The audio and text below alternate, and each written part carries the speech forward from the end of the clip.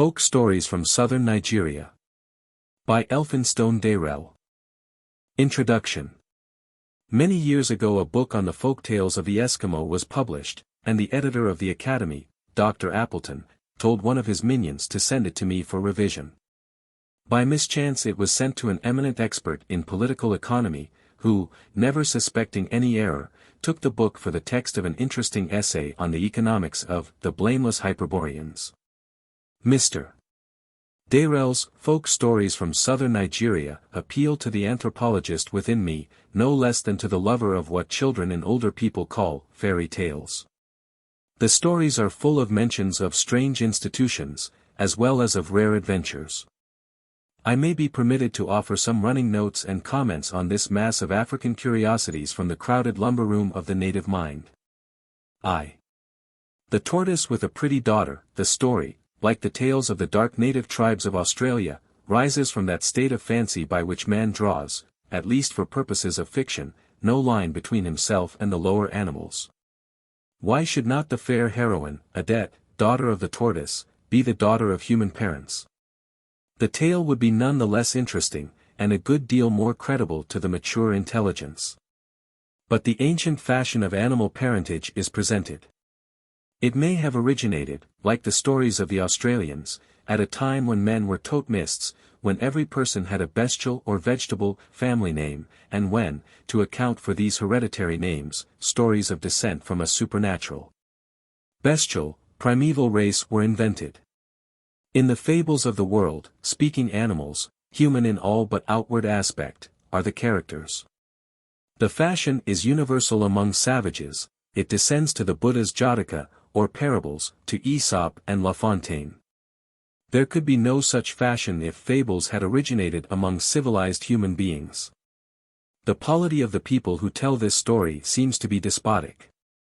The king makes a law that any girl prettier than the prince's 50 wives shall be put to death, with her parents. Who is to be the Paris, and give the fatal apple to the most fair? Obviously the prince is the Paris. He falls in love with Miss Tortoise, guided to her as he is by the bird who is entranced with her beauty. In this tribe, as in Homer's time, the lover offers a bride price to the father of the girl. In Homer cattle are the current medium. In Nigeria pieces of cloth and brass rods are, or were, the currency. Observe the queen's interest in an affair of true love. Though she knows that her son's life is endangered by his honorable passion, she adds to the bride price out of her privy purse. It is a long courting, for years pass, while pretty Adette is young to marry yet. The king is very angry when the news of this breach of the Royal Marriage Act first comes to his ears. He summons the whole of his subjects, his throne, a stone, is set out in the marketplace, and Adette is brought before him. He sees and is conquered. It is no wonder, said the king. This tortoise girl might be a queen. Though a despot, his majesty, before cancelling his law, has to consult the 8 Egbos, or heads of secret societies, whose magical powers give the sacred sanction to legislation. The Egbo, see page 4, note, is a mumbo-jumbo man. He answers to the bogey who presides over the rites of initiation in the Australian tribes. When the Egbo is about, women must hide and keep out of the way. The king proclaims the cancelling of the law. The Egbos might resist, for they have all the knives and poisons of the secret societies behind them. But the king, a master of the human heart, acts like Sir Robert Walpole. He buys the Egbo votes with palm wine and money, and gives a feast to the women at the marriage dances. But why does the king give half his kingdom to the tortoise? When an adventurer in fairy tales wins the hand of the king's heiress, he usually gets half the kingdom. The tortoise is said to have been the wisest of all men and animals. Why? He merely did not kill his daughter. But there is no temptation to kill daughters in a country where they are valuable assets, and command high bride prices. In the Australian tribes, the bride price is simply another girl. A man swaps his sister to another man for the other man's sister, or for any girl of whose hand the other man has the disposal. 2. The second story is a very ingenious commercial parable, never lend money, you only make a dangerous enemy. The story also explains why bush cats eat poultry. 3. The woman with two skins is a peculiar version of the story of the courteous Sir Gawain with his bride, hideous by day, and a pearl of loveliness by night. The Jew man answers to the witch in our fairy tales and to the mother-in-law of the prince, who, by a magical potion, makes him forget his own true love. She, however, is always victorious, and the prince prepares another marriage. Their hearts so full of love and glee. And ousts the false bride, like Lord Bateman in the ballad, When Sophia Came Home. In this case of Lord Bateman, the scholiast, Thackeray, probably, suggests that his lordship secured the consent of the church as the king in the Tortoise story won that of the Egbos. Our tale then wanders into the fairy tale of the king who is deceived into drowning his children, in European folklore, because he is informed that they are puppies. The water Jew, however, saves these black princes, and brings forward the rightful heir very dramatically at a wrestling match, where the lad overthrows more than he thought, like Orlando in As You Like It, and conquers the heart of the jealous queen as well as his athletic opponents. In the conclusion, the jealous woman is handed over to the ecclesiastical arm of the Egbos, she is flogged, and, as in the case of Jeanne d'Arc, is burned alive, and her ashes were thrown into the river. Human nature is much the same everywhere. 4. The king's magic drum. The drum is the mystic cauldron of ancient Welsh romance, which always provides plenty of good food and drink.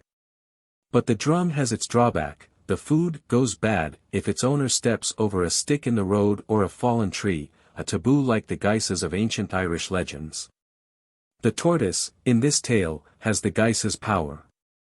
He can make the king give him anything he chooses to ask.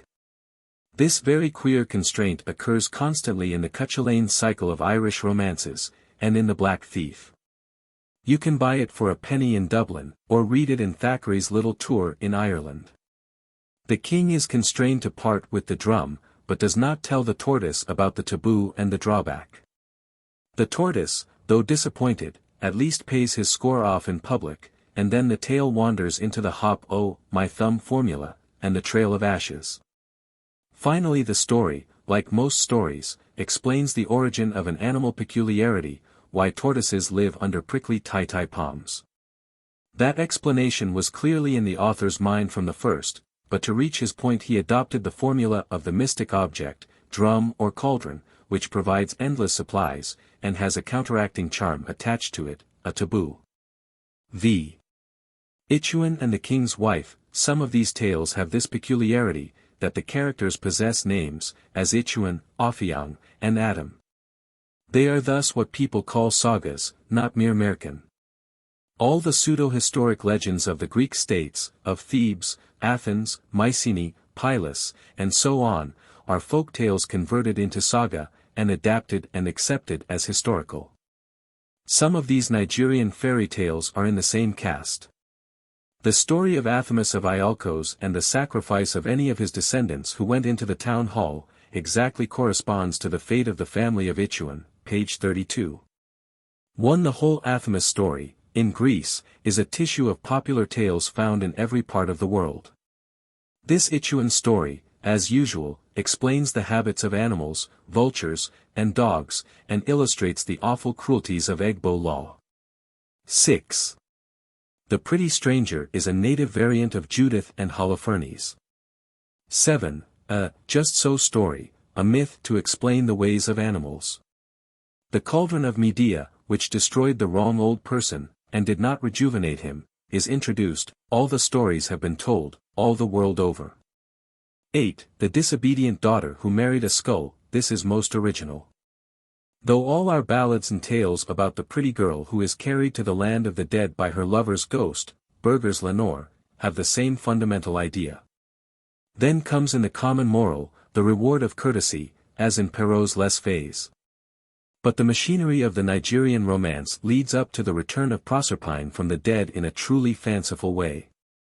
9. The king who married the cock's daughter is Aesop's man who married the woman that had been a cat. As Adia Anen pecks at the corn, the other lady caught and ate a mouse. X. The woman, the ape, and the child. This tale illustrates Egbo juridicature very powerfully, and is told to account for Nigerian marriage law. 11. The Fish and the Leopard's Wife, another, just so story. 12. The Bat, another explanation of the nocturnal habits of the bat. The tortoise appears as the wisest of things, like the hare in North America, Brer Rabbit, the Bushman mantis insect, and so on. 13, 14, 15. All of these are explanatory, just so stories.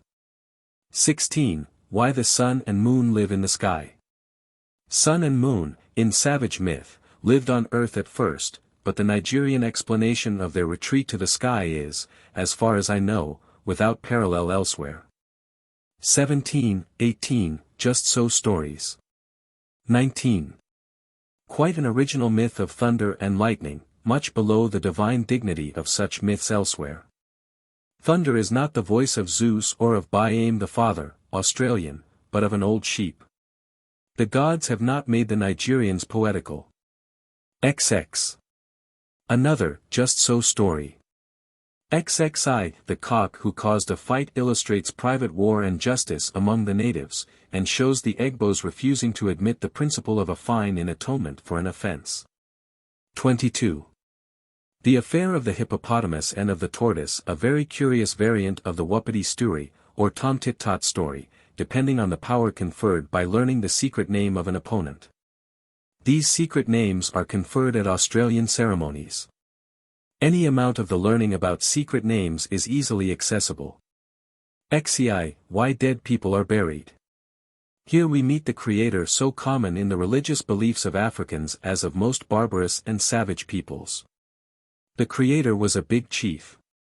The Ualai Byame is rendered, Big Man, by Mrs. Langloh Parker, see the Ualai tribe. The myth is one of worldwide diffusion, explaining the origin of death, usually by the fable of a message, forgotten and misrendered, from the creator. Ziv, the fat woman who melted away. The revival of this beautiful creature, from all that was left of her, the toe, is an incident very common in folktales, i.e. the Scottish ration code. The word dowry is used throughout where bride price would better express the institution. The Homeric Hina is meant. XXV, the leopard, the squirrel, and the tortoise, a just so story. XXV, why the moon waxes and wanes, a lunar myth. Not a poetical though a kindly explanation of the habits of the moon. XXVI, the story of the leopard, the tortoise, and the bush rat, a just so story. 18I, the king and the Juju tree. This is a fine example of Juju beliefs, and of an extraordinary sacrifice to a Juju power located in a tree. Goats, chickens, and white men are common offerings, but 7 baskets of flies might propitiate Beelzebub. The spirit man, who can succeed when sacrifice fails, chooses the king's daughter as his reward, as is usual in Merkin. Compare Melampus and Pero in Greece. The skull in spirit land here plays a friendly part, in advising the princess, like Proserpine, not to eat among the dead. This caution is found everywhere in the Greek version of Orpheus and Eurydice, in the Kalevala, and in Scott's Wandering Willie's Tale, in Red Gauntlet. Like Orpheus, the girl is not to look back while leaving spirit land. Her successful escape, by obeying the injunctions of the skull, is unusual. Zix, how the tortoise overcame the elephant and the hippopotamus, a just so story, with the tortoise as cunning as Brer Rabbit. XXX. Of the pretty girl and the 7 jealous women, here the good little bird plays the part of the popinjay who up and spake with good effect in the first ballads. The useful Juju man divines by casting lots, a common method among the Zulus. The revenge of the pretty girl's father is certainly adequate. XXXI, how the cannibals drove the people from Insofan mountain to the Cross River, Ikom. This professes to be historical, and concerns human sacrifices, to cool the new yams, and cannibalism. XXXII is unimportant. In XXXI, we find the ordeal poison, which destroys 50 witches. 34. The slave girl who tried to kill her mistress is a form of our common tale of the waiting maid who usurps the place of her mistress, the bride. The resurrection of the bride from the water, at the cry of her little sister, occurs in a remote quarter, among the Samiedes in Castron's Samiedish Merken. But there the opening is in the style of Astorinos and Polja, Phrixus and Helle, in Van Haan's Griechisch Merken. The false bride story is, in an ancient French chanson de geste, part of the legend of the mother of Charlemagne. The story also occurs in Callaway's collection of Zulu fairy tales. In the Nigerian version the manners, customs, and cruelties are all thoroughly West African. XXXV The king in the Nsiat bird accounts, as usual, for the habits of the bird, and also illustrates the widespread custom of killing twins. 36. Reflects the well-known practices of poison and the ordeal by poison. XVI is another, just so story. XXXVII The drummer and the alligators. In this grim tale of one of the abominable secret societies the human alligators appear to be regarded as being capable of taking bestial form, like werewolves, or the leopards of another African secret society. XXXAX and XL are both picturesque, just so stories, so common in the folklore of all countries. The most striking point in the tales is the combination of good humor and good feeling with horrible cruelties, and the reign of terror of the Egbos and lesser societies. European influences can scarcely do much harm, apart from whiskey, in Nigeria. As to religion, we do not learn that the Creator receives any sacrifice. In savage and barbaric countries he usually gets none. Only Jus, whether ghosts or fiends in general, are propitiated. The other is, too high and too far. I have briefly indicated the stories which have variants in ancient myth and European Merken or fairy tales. Andrew Lang. How do you find this book? Any thoughts about the book or the author? Any suggestion for improvement? Please take a moment to share your thoughts in a comment. If you like it, share it with your friends who might enjoy it as well. Subscribe to keep in touch. Visit CompleteAudiobooks.com for more quality content. 1. The Tortoise with a Pretty Daughter. There was once a king who was very powerful. He had great influence over the wild beasts and animals. Now the tortoise was looked upon as the wisest of all beasts and men. This king had a son named Ikpenyan, to whom he gave 50 young girls as wives, but the prince did not like any of them. The king was very angry at this, and made a law that if any man had a daughter who was finer than the prince's wives, and who found favor in his son's eyes, the girl herself and her father and mother should be killed. Now about this time the tortoise and his wife had a daughter who was very beautiful. The mother thought it was not safe to keep such a fine child, as the prince might fall in love with her, so she told her husband that her daughter ought to be killed and thrown away into the bush. The tortoise, however, was unwilling, and hid her until she was 3 years old. One day, when both the tortoise and his wife were away on their farm, the king's son happened to be hunting near their house, and saw a bird perched on the top of the fence round the house. The bird was watching the little girl, and was so entranced with her beauty that he did not notice the prince coming. The prince shot the bird with his bow and arrow, and it dropped inside the fence, so the prince sent his servant to gather it. While the servant was looking for the bird he came across the little girl, and was so struck with her form, that he immediately returned to his master and told him what he had seen.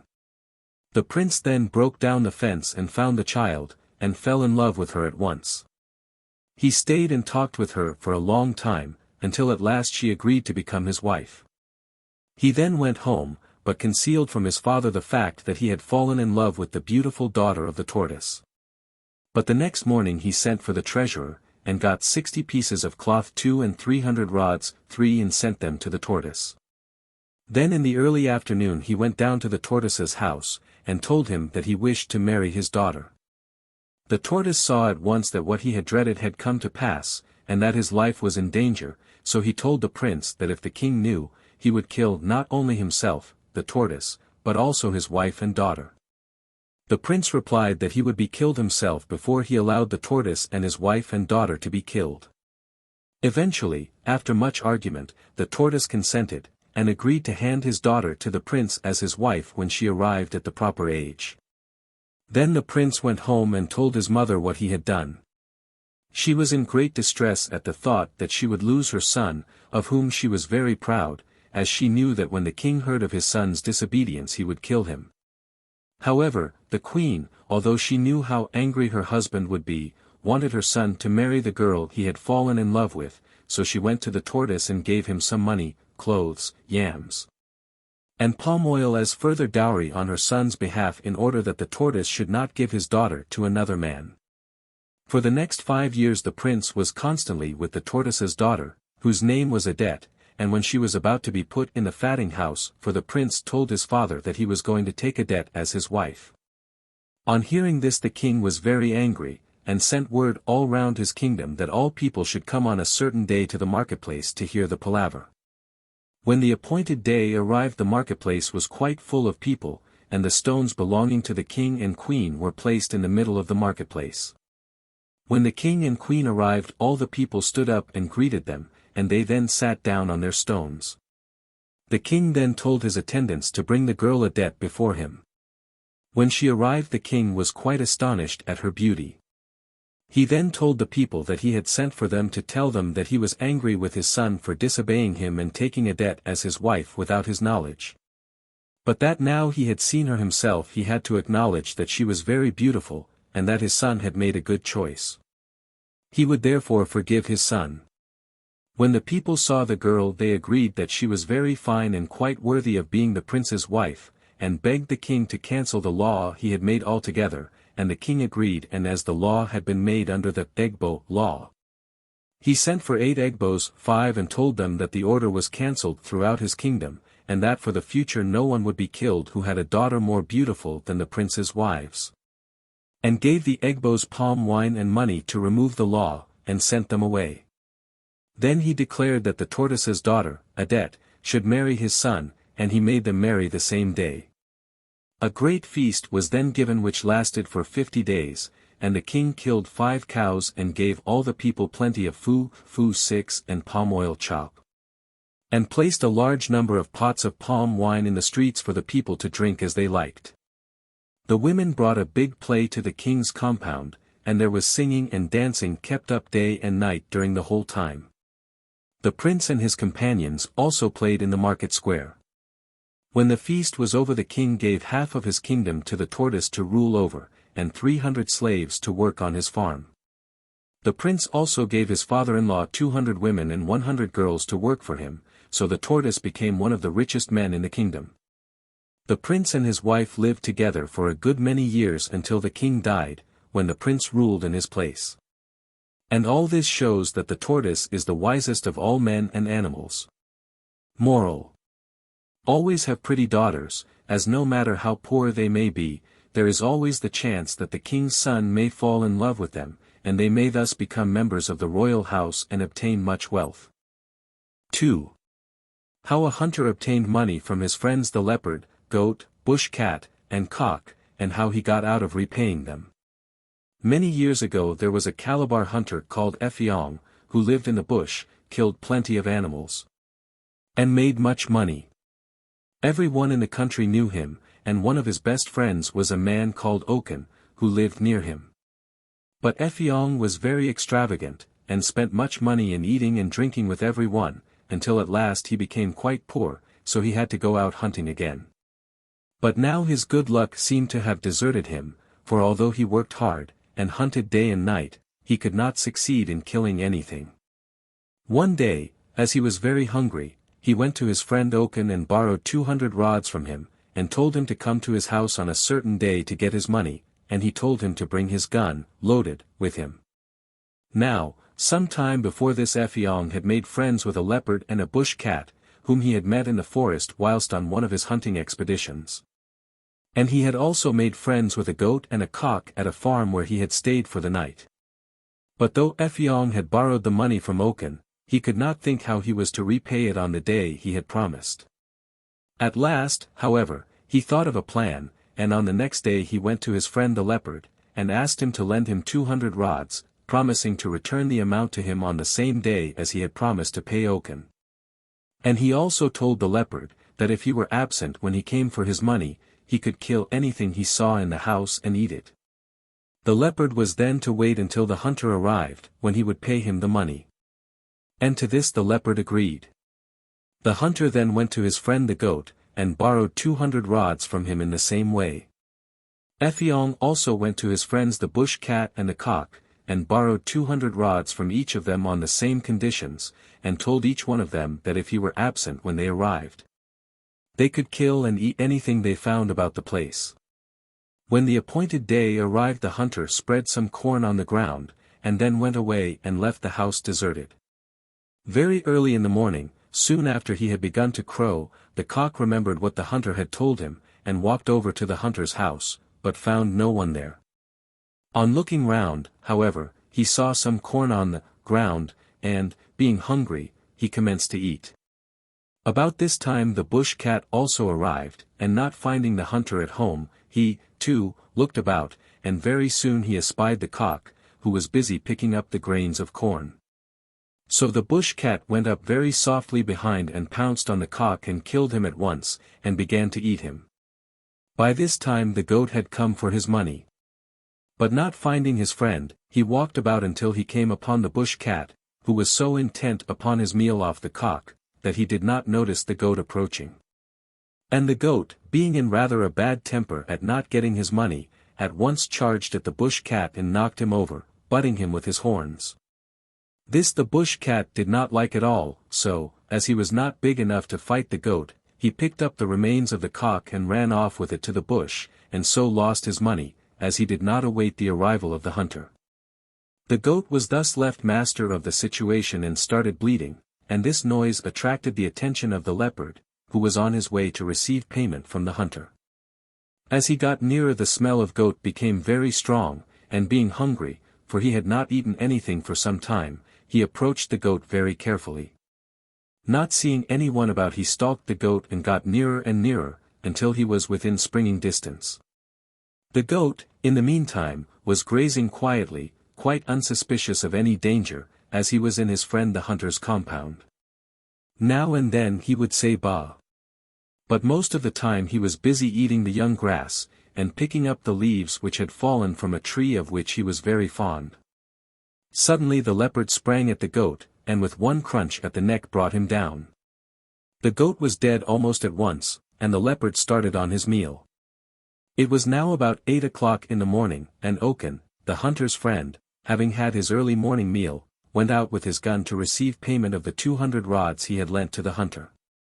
When he got close to the house he heard a crunching sound, and, being a hunter himself, he approached very cautiously, and looking over the fence saw the leopard only a few yards off busily engaged eating the goat.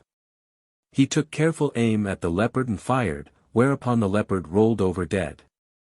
The death of the leopard meant that 4 of the hunter's creditors were now disposed of, as the bush cat had killed the cock, the goat had driven the bush cat away, who thus forfeited his claim. And in his turn the goat had been killed by the leopard, who had just been slain by Oken.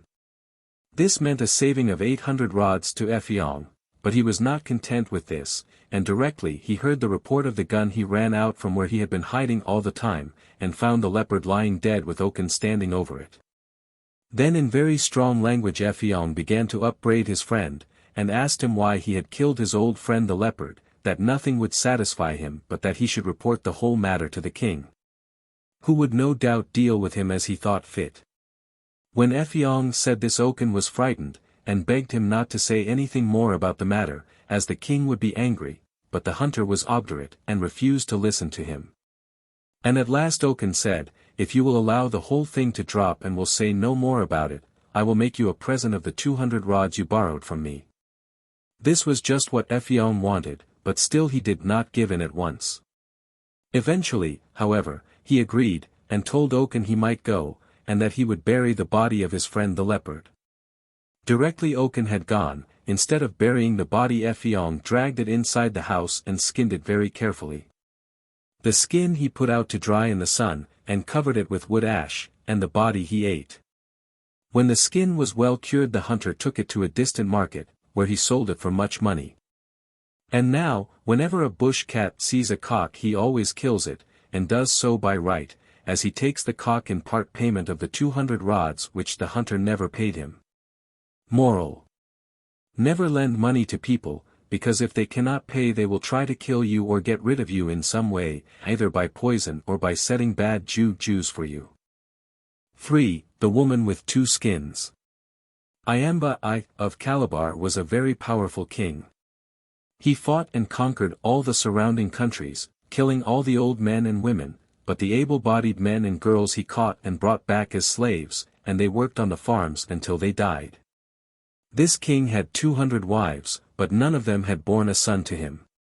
His subjects, seeing that he was becoming an old man, begged him to marry one of the spider's daughters, as they always had plenty of children. But when the king saw the spider's daughter he did not like her, as she was ugly, and the people said it was because her mother had had so many children at the same time. However, in order to please his people he married the ugly girl, and placed her among his other wives, but they all complained because she was so ugly, and said she could not live with them. The king, therefore, built her a separate house for herself, where she was given food and drink the same as the other wives. Every one jeered at her on account of her ugliness. But she was not really ugly, but beautiful, as she was born with two skins, and at her birth her mother was made to promise that she should never remove the ugly skin until a certain time arrived save only during the night. And that she must put it on again before dawn. Now the king's head wife knew this, and was very fearful lest the king should find it out and fall in love with the spider's daughter. So she went to a Jew man and offered him 200 rods to make a potion that would make the king forget altogether that the spider's daughter was his wife. This the Jew man finally consented to do, after much haggling over the price, for 350 rods, and he made up some medicine, which the head wife mixed with the king's food. For some months this had the effect of making the king forget the spider's daughter, and he used to pass quite close to her without recognizing her in any way. When 4 months had elapsed and the king had not once sent for Adiaha, for that was the name of the spider's daughter, she began to get tired, and went back to her parents.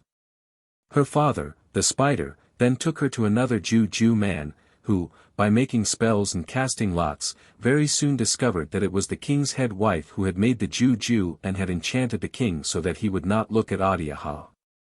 He therefore told the spider that Adiaha should give the king some medicine which he would prepare, which would make the king remember her. He prepared the medicine, for which the spider had to pay a large sum of money. And that very day Adiaha made a small dish of food, into which she had placed the medicine, and presented it to the king.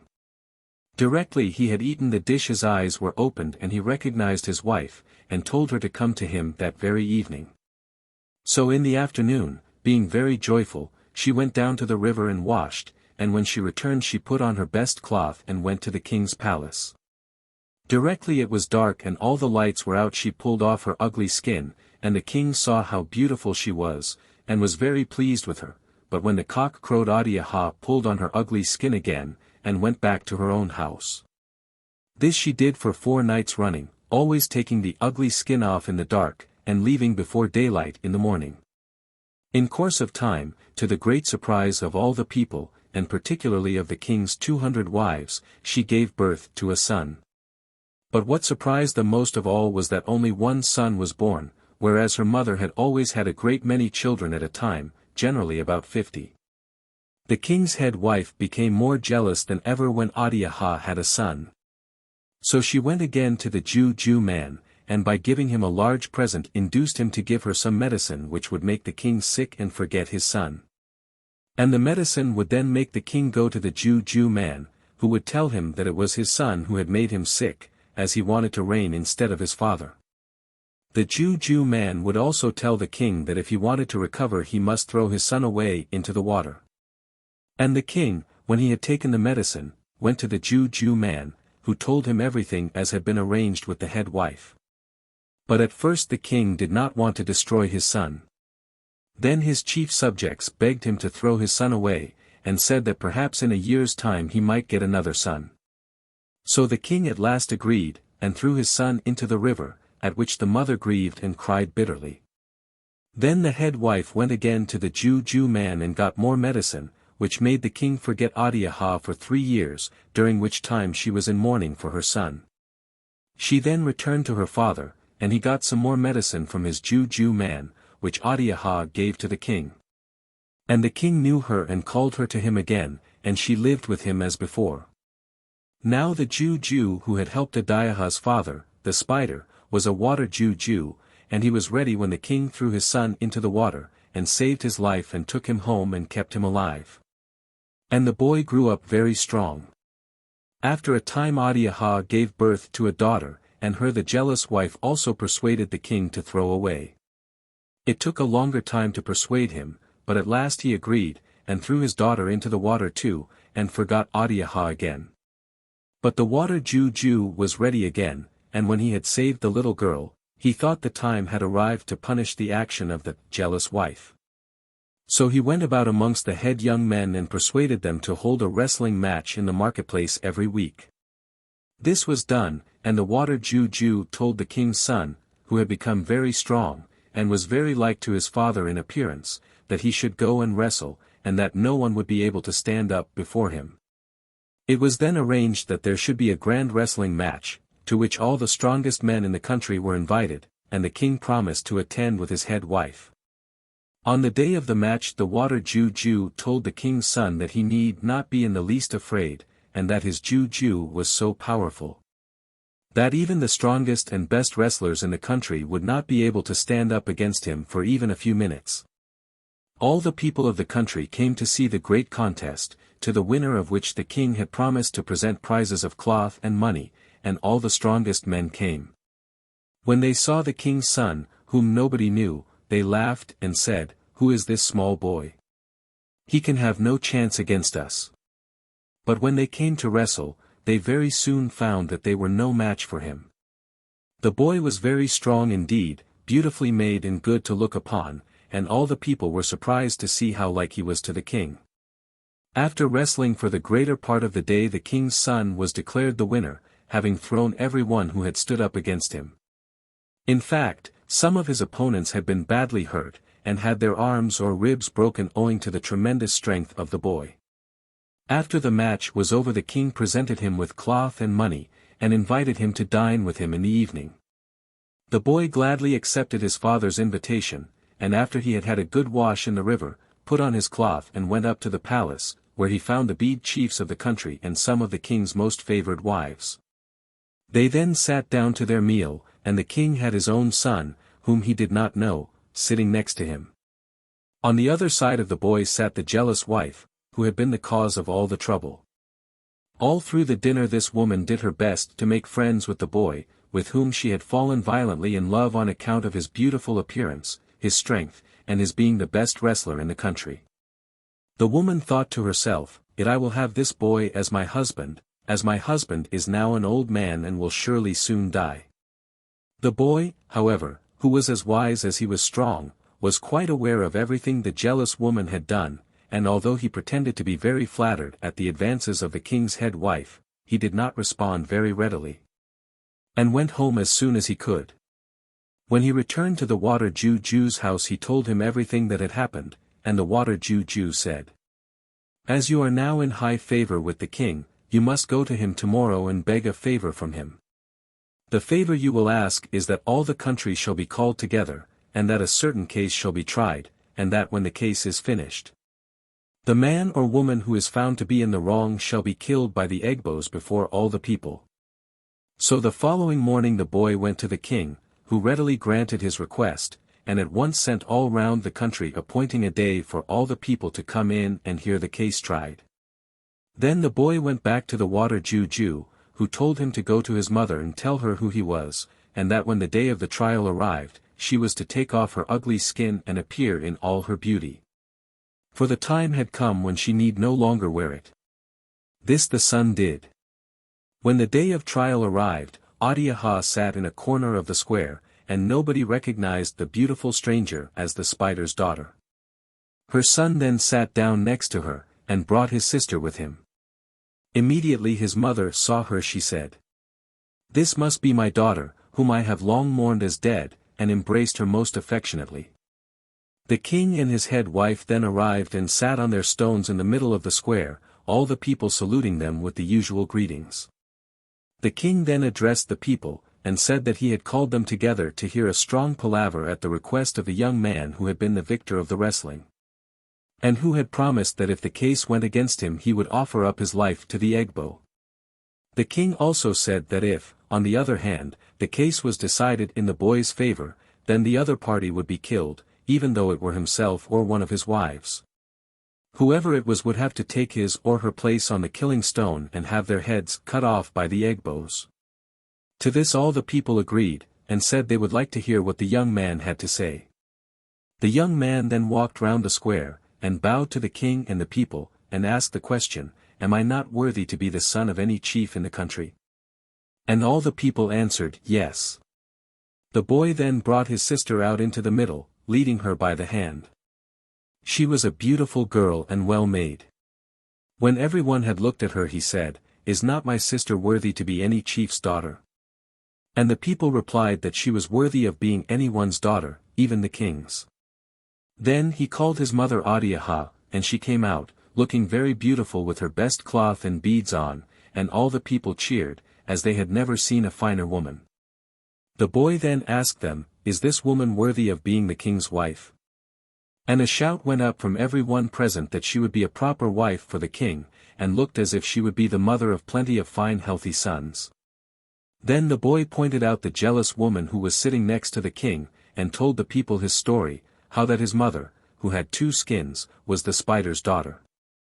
How she had married the king, and how the head wife was jealous and had made a bad juju for the king, which made him forget his wife. How she had persuaded the king to throw himself and his sister into the river, which, as they all knew, had been done, but the water juju had saved both of them, and had brought them up. Then the boy said, "I leave the king and all of you people to judge my case. If I have done wrong, let me be killed on the stone by the Egbos. If, on the other hand, the woman has done evil, then let the Egbos deal with her as you may decide." When the king knew that the wrestler was his son he was very glad, and told the Egbos to take the jealous woman away, and punish her in accordance with their laws. The Egbos decided that the woman was a witch. So they took her into the forest and tied her up to a stake, and gave her 200 lashes with a whip made from hippopotamus hide, and then burnt her alive, so that she should not make any more trouble, and her ashes were thrown into the river. The king then embraced his wife and daughter, and told all the people that she, Adiaha, was his proper wife, and would be the queen for the future. When the palaver was over, Adiaha was dressed in fine clothes and beads, and carried back in state to the palace by the king's servants. That night the king gave a big feast to all his subjects, and told them how glad he was to get back his beautiful wife whom he had never known properly before, also his son who was stronger than all men, and his fine daughter. The feast continued for 166 days, and the king made a law that if any woman was found out getting medicine against her husband, she should be killed at once. Then the king built 3 new compounds, and placed many slaves in them, both men and women. One compound he gave to his wife, another to his son, and the third he gave to his daughter. They all lived together quite happily for some years until the king died, when his son came to the throne and ruled in his stead. 4. The King's Magic Drum. Ephraim Duke was an ancient king of Calabar. He was a peaceful man, and did not like war. He had a wonderful drum, the property of which, when it was beaten, was always to provide plenty of good food and drink. So whenever any country declared war against him, he used to call all his enemies together and beat his drum. Then to the surprise of every one, instead of fighting the people found tables spread with all sorts of dishes, fish, fufu, palm oil chop, soup, cooked yams and akros, and plenty of palm wine for everybody. In this way he kept all the country quiet and sent his enemies away with full stomachs, and in a happy and contented frame of mind. There was only one drawback to possessing the drum, and that was, if the owner of the drum walked over any stick on the road or stepped over a fallen tree, all the food would immediately go bad. And 300 Egbo men would appear with sticks and whips and beat the owner of the drum and all the invited guests very severely. Ephraim Duke was a rich man. He had many farms and hundreds of slaves, a large store of kernels on the beach, and many puncheons of palm oil. He also had 50 wives and many children. The wives were all fine women and healthy. They were also good mothers, and all of them had plenty of children, which was good for the king's house. Every few months the king used to issue invitations to all his subjects to come to a big feast, even the wild animals were invited. The elephants, hippopotami, leopards, bush cows, and antelopes used to come, for in those days there was no trouble, as they were friendly with man, and when they were at the feast they did not kill one another. All the people and the animals as well were envious of the king's drum and wanted to possess it, but the king would not part with it. One morning Edem, one of the king's wives, took her little daughter down to the spring to wash her, as she was covered with yaws, which are bad sores all over the body. The tortoise happened to be up a palm tree, just over the spring, cutting nuts for his midday meal, and while he was cutting, one of the nuts fell to the ground, just in front of the child. The little girl, seeing the good food, cried for it, and the mother, not knowing any better, picked up the palm nut and gave it to her daughter. Directly the tortoise saw this he climbed down the tree, and asked the woman where his palm nut was. She replied that she had given it to her child to eat. Then the tortoise, who very much wanted the king's drum, thought he would make plenty palaver over this and force the king to give him the drum, so he said to the mother of the child, "I am a poor man. And I climbed the tree to get food for myself and my family. Then you took my palm nut and gave it to your child. I shall tell the whole matter to the king, and see what he has to say when he hears that one of his wives has stolen my food, for this, as everyone knows, is a very serious crime according to native custom." Edem then said to the tortoise, "I saw your palm nut lying on the ground, and thinking it had fallen from the tree, I gave it to my little girl to eat, but I did not steal it. My husband the king is a rich man, and if you have any complaint to make against me or my child, I will take you before him." So when she had finished washing her daughter at the spring she took the tortoise to her husband, and told him what had taken place. The king then asked the tortoise what he would accept as compensation for the loss of his palm nut, and offered him money, cloth, kernels or palm oil, all of which things the tortoise refused one after the other. The king then said to the tortoise, "What will you take? You may have anything you like." And the tortoise immediately pointed to the king's drum, and said that it was the only thing he wanted. In order to get rid of the tortoise the king said, "Very well, take the drum," but he never told the tortoise about the bad things that would happen to him if he stepped over a fallen tree, or walked over a stick on the road. The tortoise was very glad at this, and carried the drum home in triumph to his wife, and said, "I am now a rich man, and shall do no more work. Whenever I want food, all I have to do is to beat this drum, and food will immediately be brought to me, and plenty to drink." His wife and children were very pleased when they heard this, and asked the tortoise to get food at once, as they were all hungry. This the tortoise was only too pleased to do, as he wished to show off his newly acquired wealth, and was also rather hungry himself, so he beat the drum in the same way as he had seen the king do when he wanted something to eat. And immediately plenty of food appeared, so they all sat down and made a great feast. The tortoise did this for 3 days, and everything went well, all his children got fat, and had as much as they could possibly eat. He was therefore very proud of his drum, and in order to display his riches he sent invitations to the king and all the people and animals to come to a feast.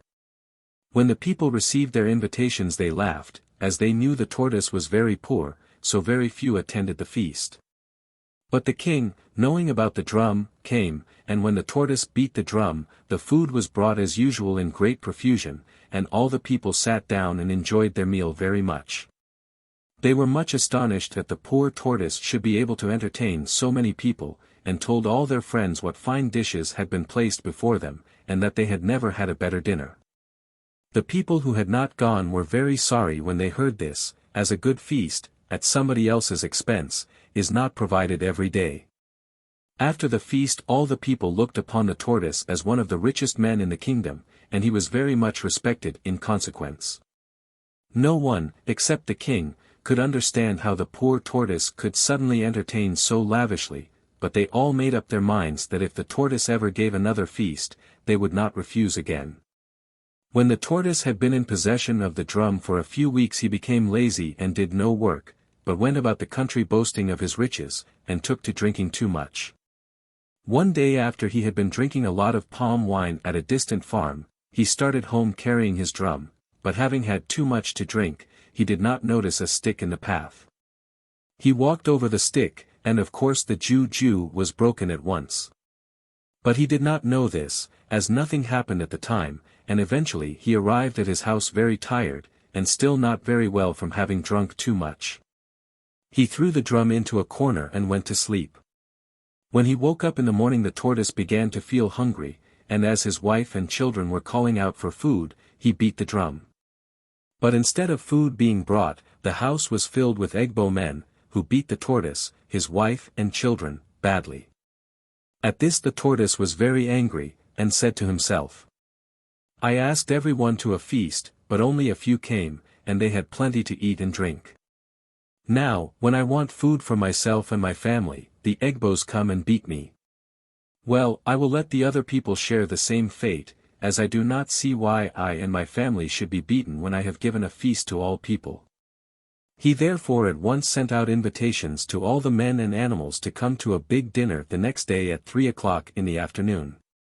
When the time arrived, many people came, as they did not wish to lose the chance of a free meal a second time. Even the sick men, the lame, and the blind got their friends to lead them to the feast. When they had all arrived, with the exception of the king and his wives, who sent excuses, the tortoise beat his drum as usual, and then quickly hid himself under a bench, where he could not be seen. His wife and children he had sent away before the feast, as he knew what would surely happen. Directly he had beaten the drum, 300 Egbo men appeared with whips, and started flogging all the guests, who could not escape, as the doors had been fastened. The beating went on for 2 hours, and the people were so badly punished, that many of them had to be carried home on the backs of their friends.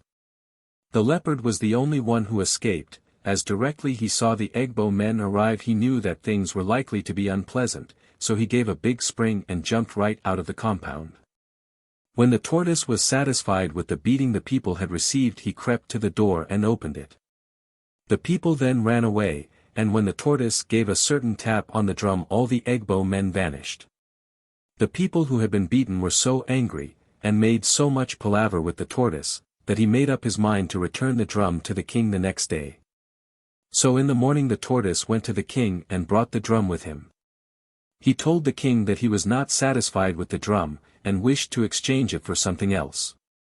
He did not mind so much what the king gave him so long as he got full value for the drum, and he was quite willing to accept a certain number of slaves, or a few farms, or their equivalent in cloth or rods. The king, however, refused to do this. But as he was rather sorry for the tortoise, he said he would present him with a magic foo-foo tree, which would provide the tortoise and his family with food, provided he kept a certain condition. This the tortoise gladly consented to do. Now this foo-foo tree only bore fruit once a year, but every day it dropped foo-foo and soup on the ground. And the condition was, that the owner should gather sufficient food for the day, once, and not return again for more. The tortoise, when he had thanked the king for his generosity, went home to his wife and told her to bring her calabashes to the tree. She did so, and they gathered plenty of foo-foo and soup, quite sufficient for the whole family for that day, and went back to their house very happy. That night they all feasted and enjoyed themselves. But one of the sons, who was very greedy, thought to himself, "I wonder where my father gets all this good food from. I must ask him." So in the morning he said to his father, "Tell me, where do you get all this foo-foo and soup from?" But his father refused to tell him, as his wife, who was a cunning woman, said, "If we let our children know the secret of the foo-foo tree, some day when they are hungry, after we have got our daily supply, one of them may go to the tree and gather more, which will break the juju." But the envious son, being determined to get plenty of food for himself, decided to track his father to the place where he obtained the food. This was rather difficult to do, as the tortoise always went out alone, and took the greatest care to prevent anyone following him. The boy, however, soon thought of a plan, and got a calabash with a long neck and a hole in the end. He filled the calabash with wood ashes, which he obtained from the fire, and then got a bag which his father always carried on his back when he went out to get food. In the bottom of the bag the boy then made a small hole, and inserted the calabash with the neck downwards, so that when his father walked to the foo-foo tree he would leave a small trail of wood ashes behind him. Then when his father, having slung his bag over his back as usual, set out to get the daily supply of food, his greedy son followed the trail of the wood ashes, taking great care to hide himself and not to let his father perceive that he was being followed. At last the tortoise arrived at the tree, and placed his calabashes on the ground and collected the food for the day, the boy watching him from a distance. When his father had finished and went home the boy also returned, and having had a good meal, said nothing to his parents, but went to bed. The next morning he got some of his brothers, and after his father had finished getting the daily supply, they went to the tree and collected much foo-foo and soup, and so broke the juju. At daylight the tortoise went to the tree as usual, but he could not find it, as during the night the whole bush had grown up, and the foo-foo tree was hidden from sight. There was nothing to be seen but a dense mass of prickly tai-tai palm. Then the tortoise at once knew that someone had broken the juju, and had gathered foo-foo from the tree twice in the same day, so he returned very sadly to his house, and told his wife. He then called all his family together and told them what had happened, and asked them who had done this evil thing. They all denied having had anything to do with the tree, so the tortoise in despair brought all his family to the place where the foo-foo tree had been, but which was now all prickly tai-tai palm, and said, "My dear wife and children, I have done all that I can for you, but you have broken my juju. You must therefore for the future live on the tai-tai palm." So they made their home underneath the prickly tree, and from that day you will always find tortoises living under the prickly tai-tai palm, as they have nowhere else to go to for food. 5. Ituen and the King's Wife. Ituen was a young man of Calabar. He was the only child of his parents, and they were extremely fond of him, as he was of fine proportions and very good to look upon. They were poor people, and when Ituen grew up and became a man, he had very little money indeed. In fact he had so little food, that every day it was his custom to go to the market carrying an empty bag, into which he used to put anything eatable he could find after the market was over. At this time Orphan was king. He was an old man, but he had plenty of wives. One of these women, named Adam, was quite young and very good-looking. She did not like her old husband, but wished for a young and handsome husband.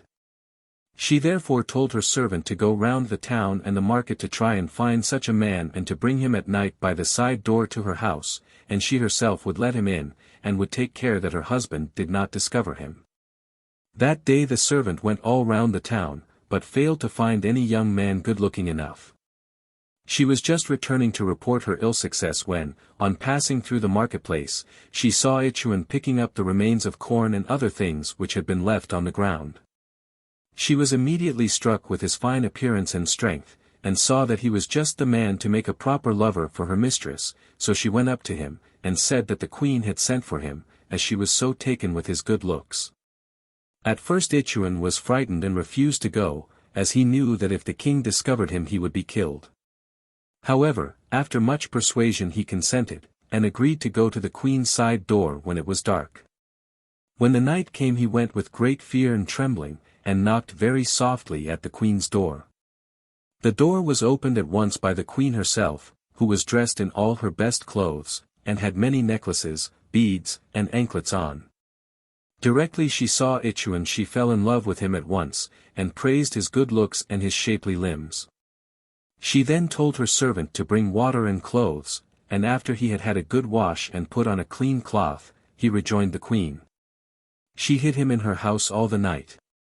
In the morning when he wished to go she would not let him, but, although it was very dangerous, she hid him in the house, and secretly conveyed food and clothes to him. Ituen stayed there for 2 weeks, and then he said that it was time for him to go and see his mother, but the queen persuaded him to stay another week, much against his will. When the time came for him to depart, the queen got together 50 carriers with presents for Ituen's mother, who, she knew, was a poor woman. 10 slaves carried 300 rods, the other 40 carried yams, pepper, salt, tobacco, and cloth. When all the presents arrived, Ituen's mother was very pleased and embraced her son, and noticed with pleasure that he was looking well, and was dressed in much finer clothes than usual. But when she heard that he had attracted the queen's attention, she was frightened, as she knew the penalty imposed on anyone who attracted the attention of one of the king's wives. Ituen stayed for a month in his parents' house and worked on the farm, but the queen could not be without her lover any longer, so she sent for him to go to her at once. Ituen went again, and, as before, arrived at night, when the queen was delighted to see him again. In the middle of the night, some of the king's servants, who had been told the story by the slaves who had carried the presents to Ituen's mother, came into the queen's room and surprised her there with Ituen. They hastened to the king, and told him what they had seen. Ituen was then made a prisoner, and the king sent out to all his people to attend at the palaver house to hear the case tried. He also ordered 8 Egbos to attend armed with matchets. When the case was tried, Ituen was found guilty, and the king told the 8 Egbo men to take him into the bush and deal with him according to native custom. The Egbos then took Ituen into the bush and tied him up to a tree. Then with a sharp knife they cut off his lower jaw, and carried it to the king. When the queen heard the fate of her lover, she was very sad, and cried for 3 days. This made the king angry, so he told the Egbos to deal with his wife and her servant according to their law.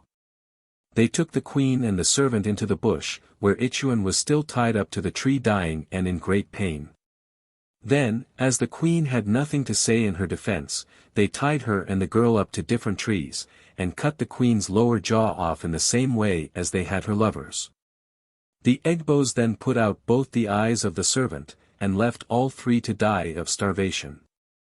The king then made an Egbo law that for the future no one belonging to Ituen's family was to go into the market on market day, and that no one was to pick up the rubbish in the market.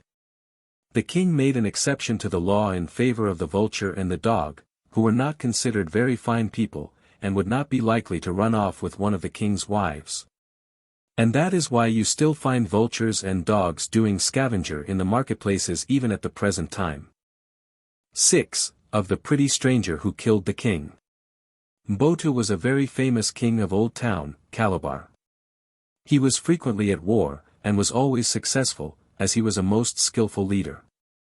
All the prisoners he took were made slaves. He therefore became very rich, but, on the other hand, he had many enemies. The people of Itu in particular were very angry with him and wanted to kill him, but they were not strong enough to beat Mbotu in a pitched battle, so they had to resort to craft.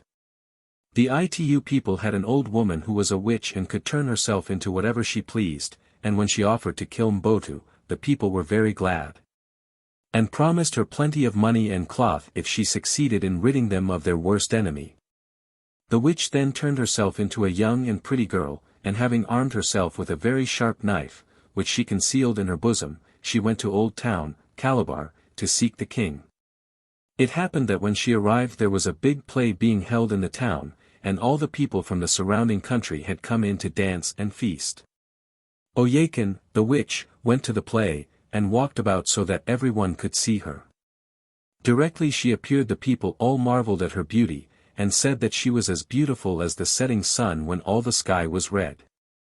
Word was quickly brought to King Mbotu, who, it was well known, was fond of pretty girls, and he sent for her at once, all the people agreeing that she was quite worthy of being the king's wife.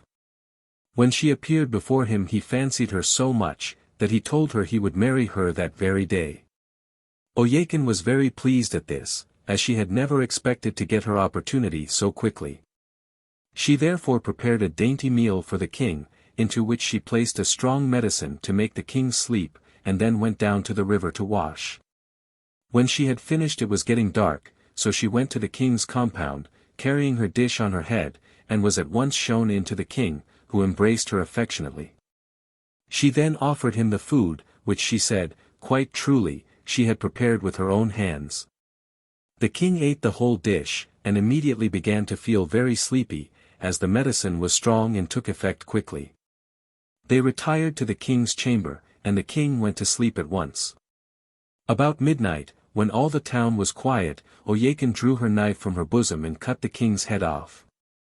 She put the head in a bag and went out very softly, shutting and barring the door behind her. Then she walked through the town without anyone observing her, and went straight to Itu, where she placed King Botu's head before her own king. When the people heard that the witch had been successful and that their enemy was dead, there was great rejoicing, and the king of Itu at once made up his mind to attack Old Town, Calabar.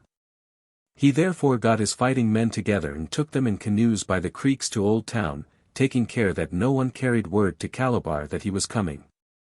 The morning following the murder of Mbotu his people were rather surprised that he did not appear at his usual time, so his head wife knocked at his door. Not receiving any answer she called the household together, and they broke open the door. When they entered the room they found the king lying dead on his bed covered in blood, but his head was missing. At this a great shout went up, and the whole town mourned.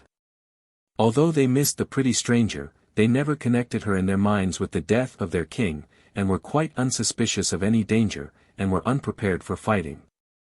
In the middle of the morning, while they were all dancing, crying, and drinking palm wine, the king of Itu with all his soldiers attacked Old Town, taking them quite by surprise, and as their leader was dead. The Calabar people were very soon defeated, and many killed and taken prisoners. Moral: never marry a stranger, no matter how pretty she may be. 7. Why the bat flies by night. A bush rat called Oyat was a great friend of Emiong, the bat. They always fed together, but the bat was jealous of the bush rat. When the bat cooked the food it was always very good, and the bush rat said, "How is it that when you make the soup it is so tasty?" The bat replied, "I always boil myself in the water, and my flesh is so sweet, that the soup is good." He then told the bush rat that he would show him how it was done, so he got a pot of warm water, which he told the bush rat was boiling water, and jumped into it, and very shortly afterwards came out again. When the soup was brought it was as strong and good as usual, as the bat had prepared it beforehand. The bush rat then went home and told his wife that he was going to make good soup like the bat's. He therefore told her to boil some water, which she did. Then, when his wife was not looking, he jumped into the pot, and was very soon dead. When his wife looked into the pot and saw the dead body of her husband boiling she was very angry, and reported the matter to the king, who gave orders that the bat should be made a prisoner. Every one turned out to catch the bat, but as he expected trouble he flew away into the bush and hid himself. All day long the people tried to catch him, so he had to change his habits, and only came out to feed when it was dark, and that is why you never see a bat in the daytime. 8. The Disobedient Daughter Who Married a Skull. Effung Edem was a native of Cobham Town. He had a very fine daughter, whose name was Effung. All the young men in the country wanted to marry her on account of her beauty. But she refused all offers of marriage in spite of repeated entreaties from her parents, as she was very vain, and said she would only marry the best-looking man in the country, who would have to be young and strong, and capable of loving her properly. Most of the men her parents wanted her to marry, although they were rich, were old men and ugly, so the girl continued to disobey her parents, at which they were very much grieved. The Skull who lived in the spirit land heard of the beauty of this Calabar virgin, and thought he would like to possess her, so he went about amongst his friends and borrowed different parts of the body from them, all of the best. From one he got a good head, another lent him a body, a third gave him strong arms, and a fourth lent him a fine pair of legs. At last he was complete, and was a very perfect specimen of manhood. He then left the spirit land and went to Cobham Market, where he saw Effung, and admired her very much. About this time Effung heard that a very fine man had been seen in the market, who was better looking than any of the natives. She therefore went to the market at once, and directly she saw the Skull and his borrowed beauty, she fell in love with him, and invited him to her house. The Skull was delighted, and went home with her, and on his arrival was introduced by the girl to her parents, and immediately asked their consent to marry their daughter. At first they refused, as they did not wish her to marry a stranger, but at last they agreed. He lived with Elphinstone for 2 days in her parents' house, and then said he wished to take his wife back to his country, which was far off. To this the girl readily agreed, as he was such a fine man, but her parents tried to persuade her not to go. However, being very headstrong, she made up her mind to go, and they started off together. After they had been gone a few days, the father consulted his juju man, who by casting lots very soon discovered that his daughter's husband belonged to the spirit land, and that she would surely be killed. They therefore all mourned her as dead. After walking for several days, Elphinstone and the skull crossed the border between the spirit land and the human country. Directly they set foot in the spirit land, first of all one man came to the skull and demanded his legs, then another his head, and the next his body, and so on, until in a few minutes the skull was left by itself in all its natural ugliness. At this the girl was very frightened, and wanted to return home, but the skull would not allow this, and ordered her to go with him. When they arrived at the skull's house they found his mother, who was a very old woman quite incapable of doing any work, who could only creep about. Elphinstone tried her best to help her, and cooked her food, and brought water and firewood for the old woman. The old creature was very grateful for these attentions, and soon became quite fond of Elphinstone. One day the old woman told Elphinstone that she was very sorry for her, but all the people in the spirit land were cannibals, and when they heard there was a human being in their country, they would come down and kill her and eat her. The skull's mother then hid Elphinstone, and as she had looked after her so well, she promised she would send her back to her country as soon as possible, providing that she promised for the future to obey her parents. This Elphinstone readily consented to do. Then the old woman sent for the spider, who was a very clever hairdresser, and made him dress Elphinstone's hair in the latest fashion. She also presented her with anklets and other things on account of her kindness. She then made a juju and called the winds to come and convey Elphinstone to her home. At first a violent tornado came, with thunder, lightning and rain, but the skull's mother sent him away as unsuitable.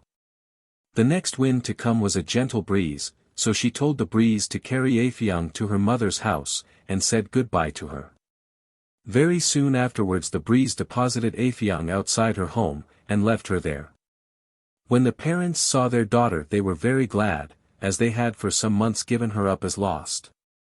The father spread soft animals' skins on the ground from where his daughter was standing all the way to the house, so that her feet should not be soiled. Elphinstone then walked to the house and her father called all the young girls who belonged to Elphinstone's company to come and dance, and the feasting and dancing was kept up for 8 days and nights. When the rejoicing was over, the father reported what had happened to the head chief of the town. The chief then passed a law that parents should never allow their daughters to marry strangers who came from a far country. Then the father told his daughter to marry a friend of his, and she willingly consented, and lived with him for many years, and had many children. 9. The king who married the cock's daughter. King Ephraim of Duke Town, Calabar, was very fond of pretty maidens, and whenever he heard of a girl who was unusually good-looking, he always sent for her, and if she took his fancy, he made her one of his wives. This he could afford to do, as he was a rich man, and could pay any dowry which the parents asked, most of his money having been made by buying and selling slaves.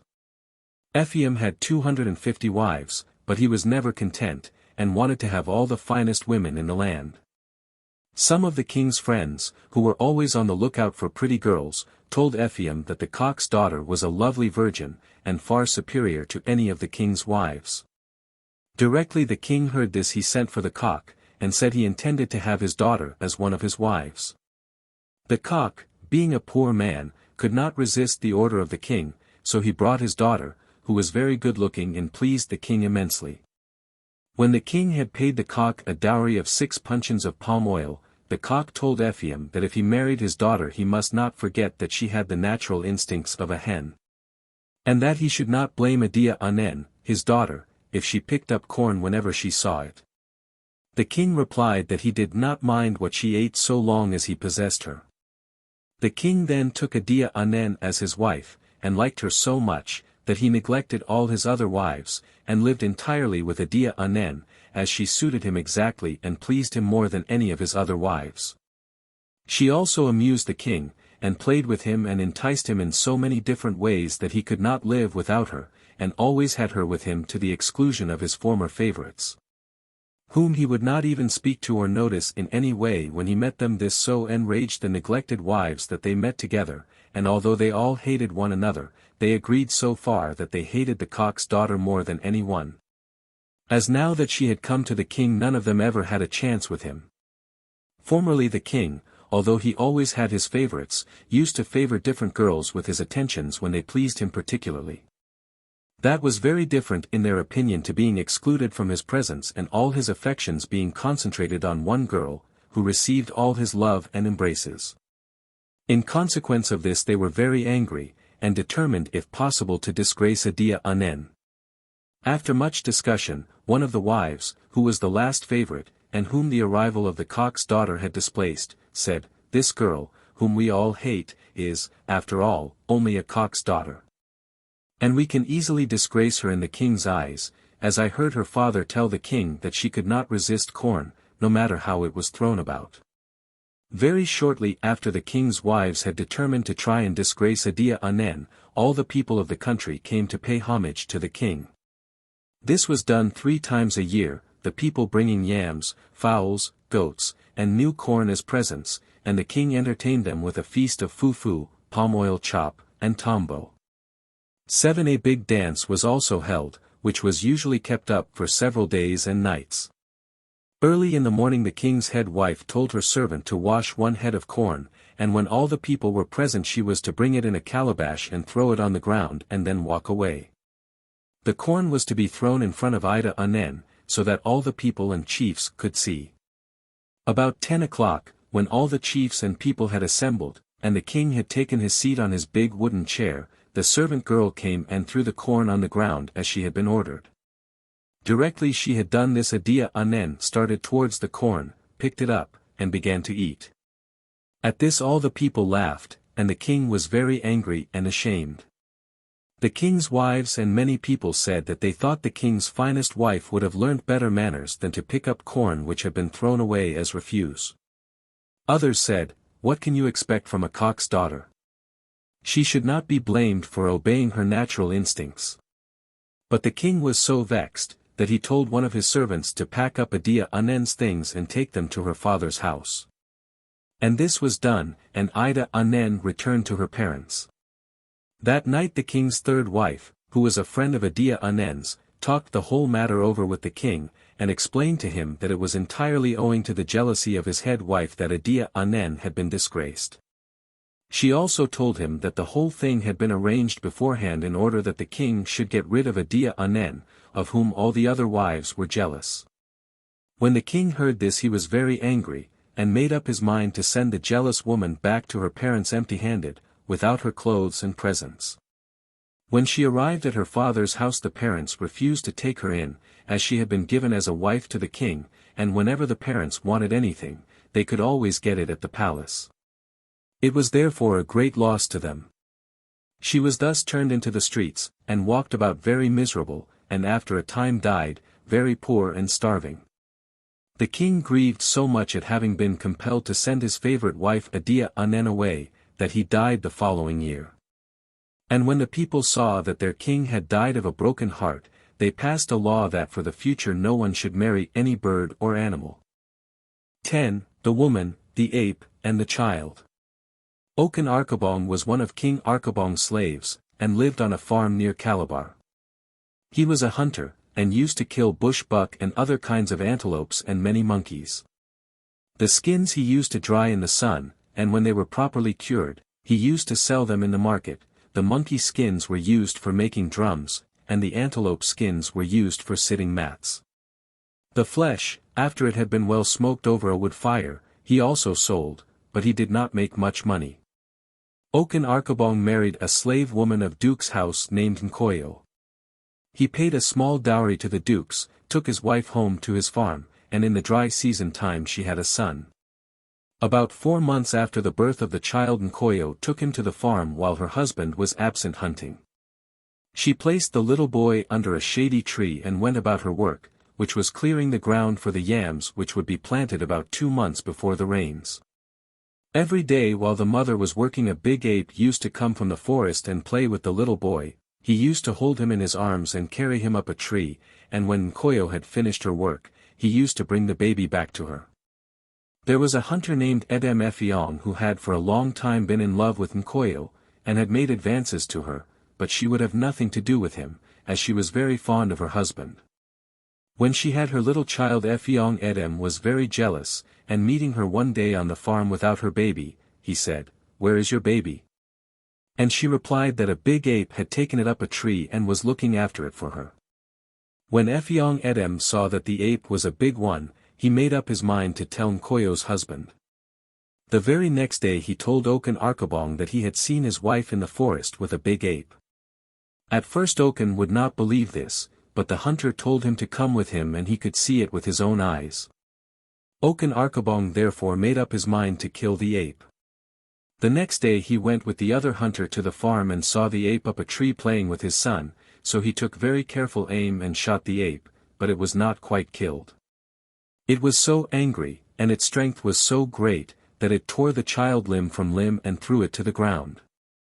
This so enraged Okan Arkabong that seeing his wife standing near he shot her also. He then ran home and told King Arkabong what had taken place. This king was very brave and fond of fighting, so as he knew that King Duke would be certain to make war upon him, he immediately called in all his fighting men. When he was quite prepared he sent a messenger to tell King Duke what had happened.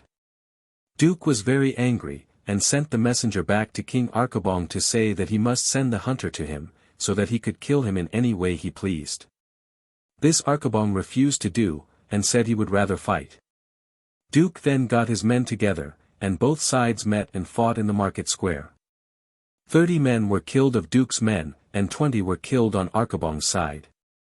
There were also many wounded. On the whole King Arkabong had the best of the fighting, and drove King Duke back. When the fighting was at its hottest the other chiefs sent out all the Egbo men with drums and stopped the fight, and the next day the palaver was tried in Egbo house. King Arkabong was found guilty, and was ordered to pay 6,000 rods to King Duke.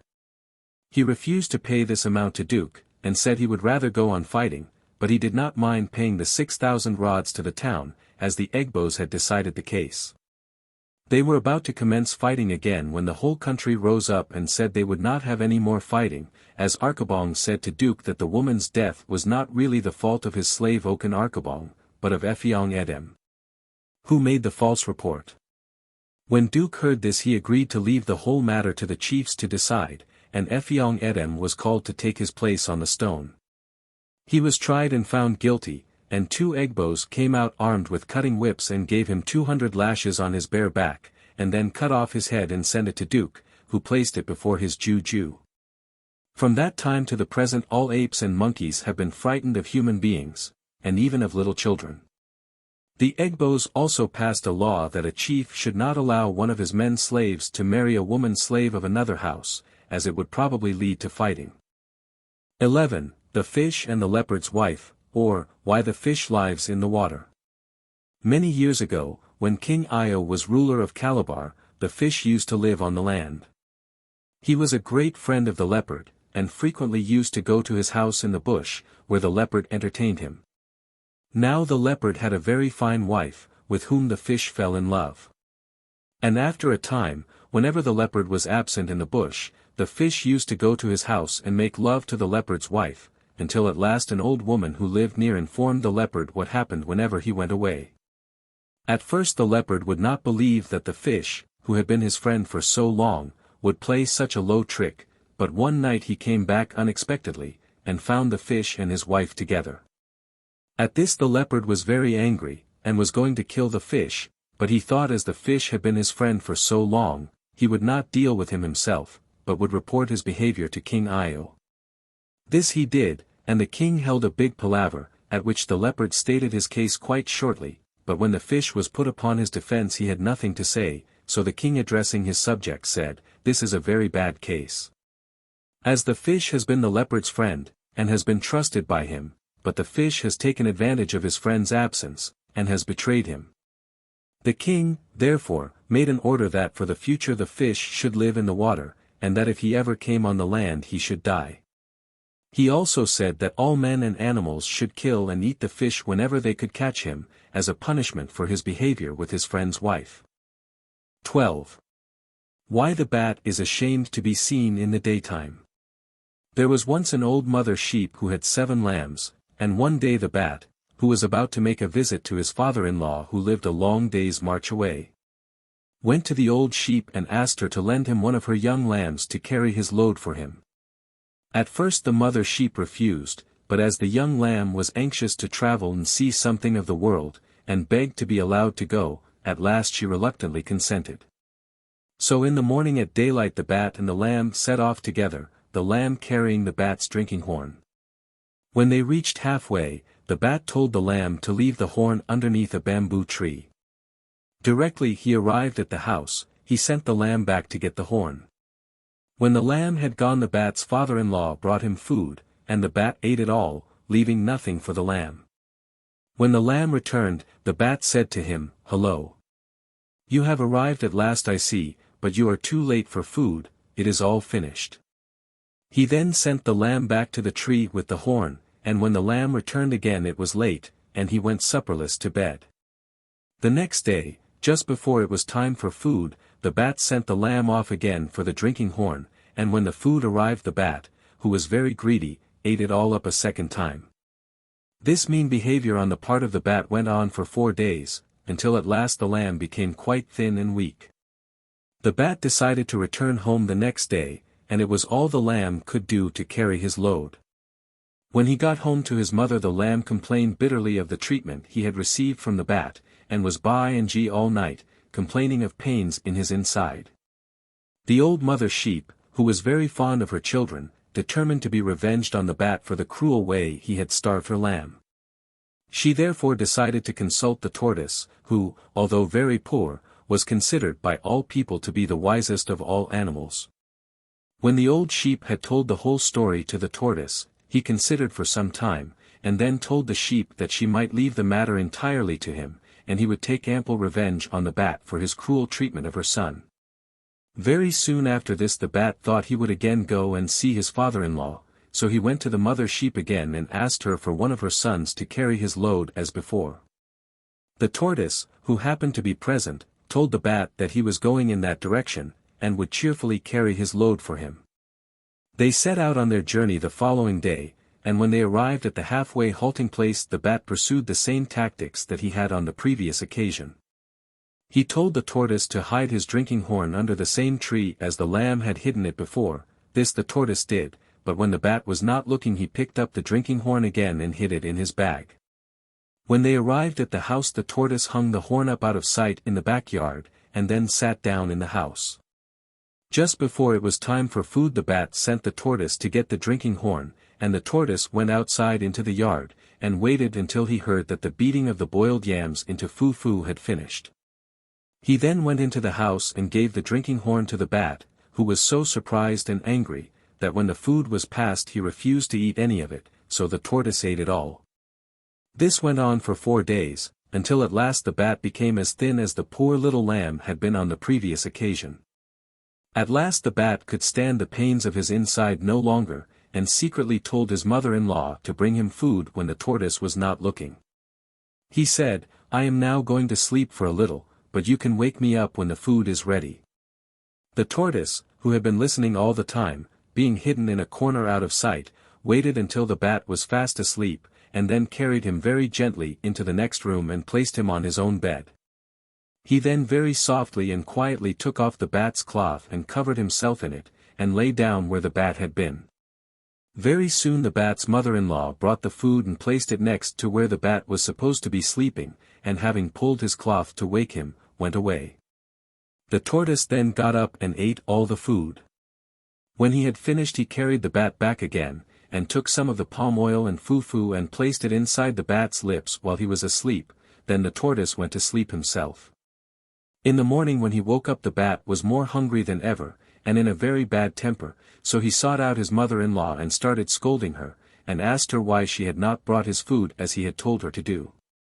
She replied she had brought his food, and that he had eaten it, but this the bat denied, and accused the tortoise of having eaten the food. The woman then said she would call the people in and they should decide the matter.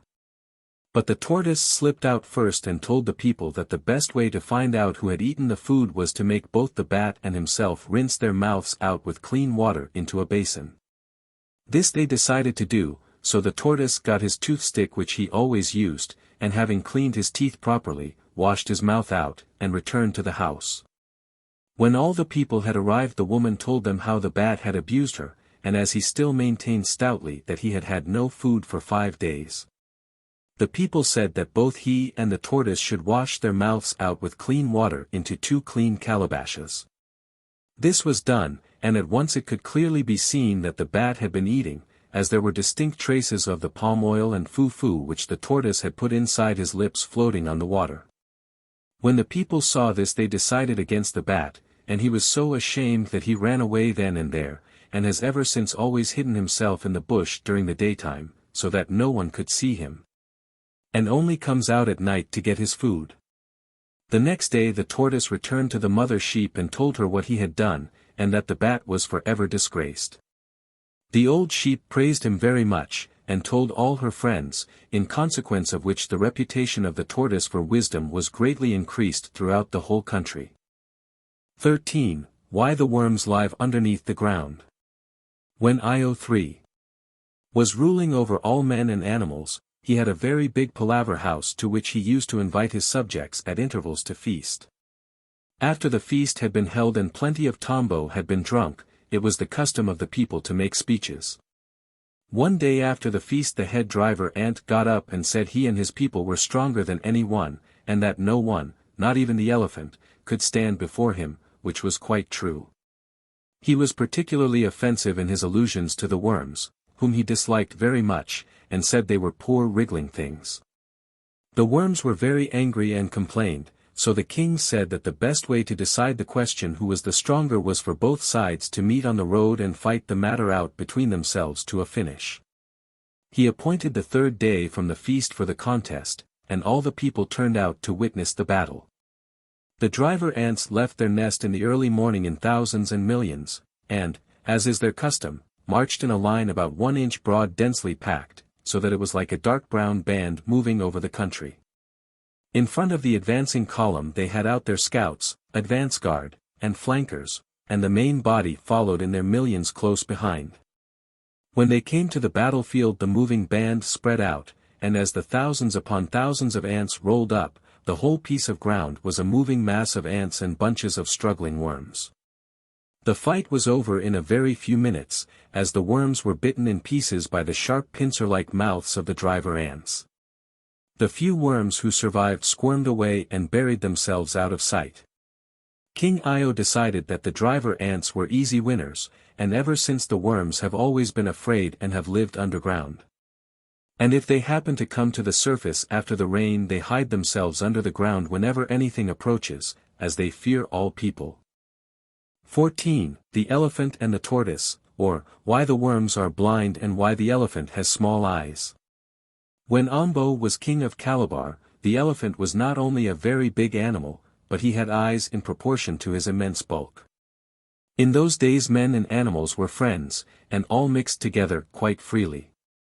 At regular intervals King Ambo used to give a feast, and the elephant used to eat more than any one, although the hippopotamus used to do his best. However, not being as big as the elephant, although he was very fat, he was left a long way behind. As the elephant ate so much at these feasts, the tortoise, who was small but very cunning, made up his mind to put a stop to the elephant eating more than a fair share of the food provided. He therefore placed some dry kernels and shrimps, of which the elephant was very fond, in his bag, and went to the elephant's house to make an afternoon call. When the tortoise arrived the elephant told him to sit down, so he made himself comfortable, and, having shut one eye, took one palm kernel and a shrimp out of his bag, and commenced to eat them with much relish. When the elephant saw the tortoise eating, he said, as he was always hungry himself, "You seem to have some good food there, what are you eating?" The tortoise replied that the food was sweet too much, but was rather painful to him, as he was eating one of his own eyeballs, and he lifted up his head, showing one eye closed. The elephant then said, "If the food is so good, take out one of my eyes and give me the same food." The tortoise, who was waiting for this, knowing how greedy the elephant was, had brought a sharp knife with him for that very purpose, and said to the elephant, "I cannot reach your eye, as you are so big." The elephant then took the tortoise up in his trunk and lifted him up. As soon as he came near the elephant's eye, with one quick scoop of the sharp knife he had the elephant's right eye out. The elephant trumpeted with pain. But the tortoise gave him some of the dried kernels and shrimps, and they so pleased the elephant's palate that he soon forgot the pain. Very soon the elephant said, "That food is so sweet, I must have some more," but the tortoise told him that before he could have any the other eye must come out. To this the elephant agreed. So the tortoise quickly got his knife to work, and very soon the elephant's left eye was on the ground, thus leaving the elephant quite blind. The tortoise then slid down the elephant's trunk onto the ground and hid himself. The elephant then began to make a great noise, and started pulling trees down and doing much damage, calling out for the tortoise, but of course he never answered, and the elephant could not find him. The next morning, when the elephant heard the people passing, he asked them what the time was, and the bush buck, who was nearest, shouted out, "The sun is now up, and I am going to market to get some yams and fresh leaves for my food." Then the elephant perceived that the tortoise had deceived him, and began to ask all the passers-by to lend him a pair of eyes, as he could not see, but every one refused, as they wanted their eyes themselves. At last the worm grovelled past, and seeing the big elephant, greeted him in his humble way. He was much surprised when the king of the forest returned his salutation, and very much flattered also. The elephant said, "Look here, worm, I have mislaid my eyes. Will you lend me yours for a few days? I will return them next market day." The worm was so flattered at being noticed by the elephant that he gladly consented, and took his eyes out which, as every one knows, were very small, and gave them to the elephant. When the elephant had put the worm's eyes into his own large eye sockets, the flesh immediately closed round them so tightly that when the market day arrived it was impossible for the elephant to get them out again to return to the worm. And although the worm repeatedly made applications to the elephant to return his eyes, the elephant always pretended not to hear, and sometimes used to say in a very loud voice, "If there are any worms about, they had better get out of my way.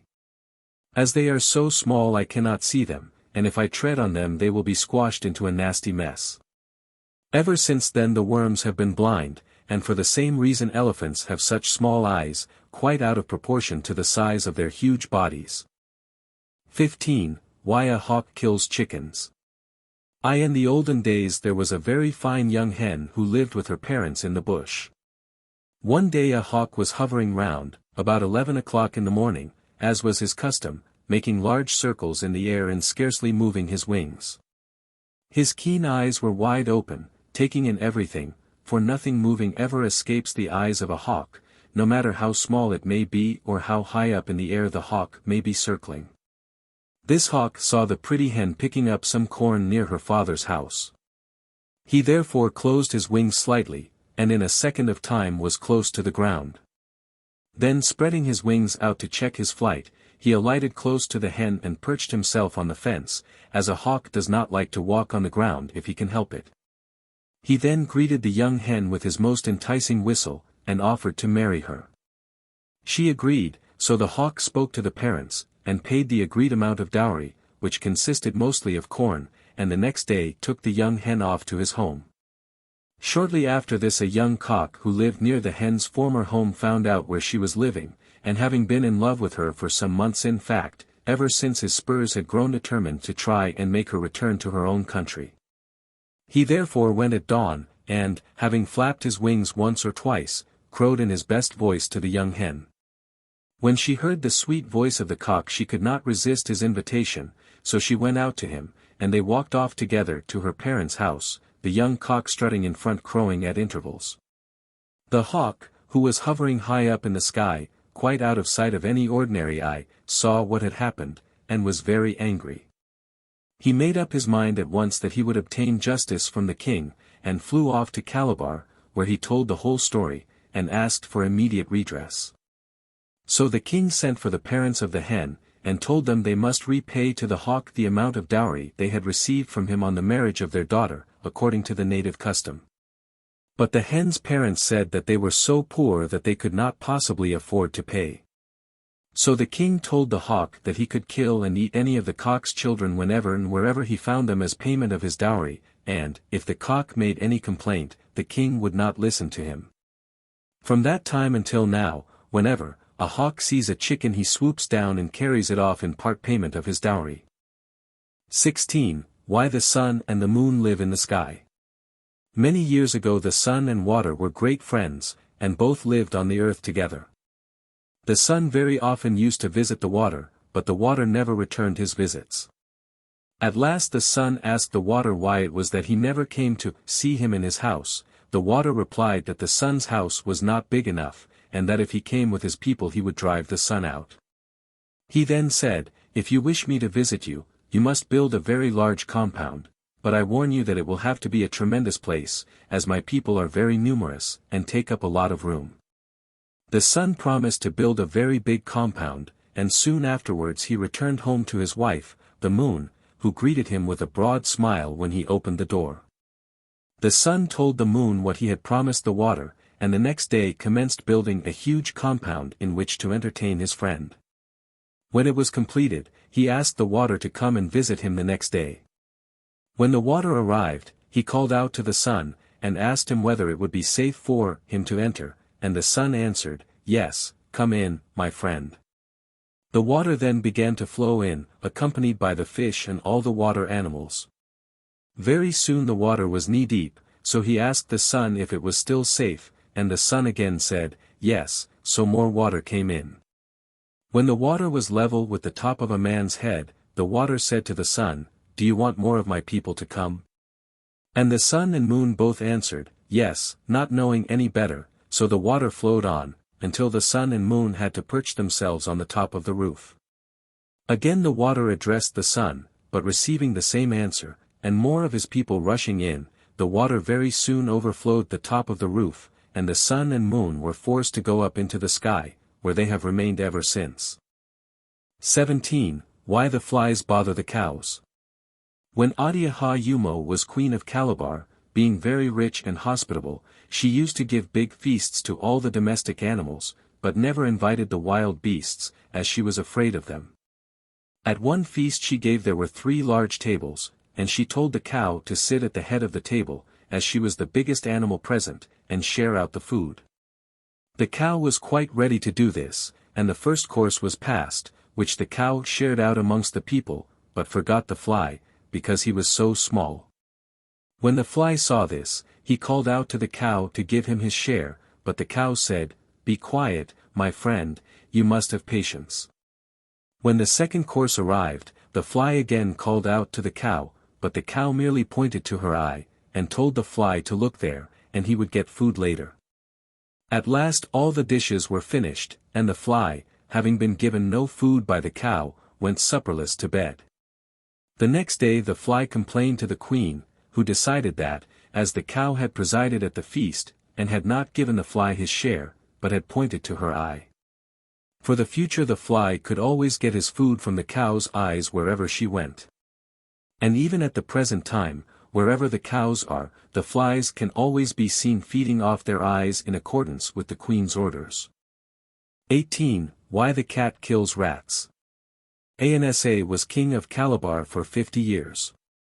He had a very faithful cat as a housekeeper, and a rat was his houseboy.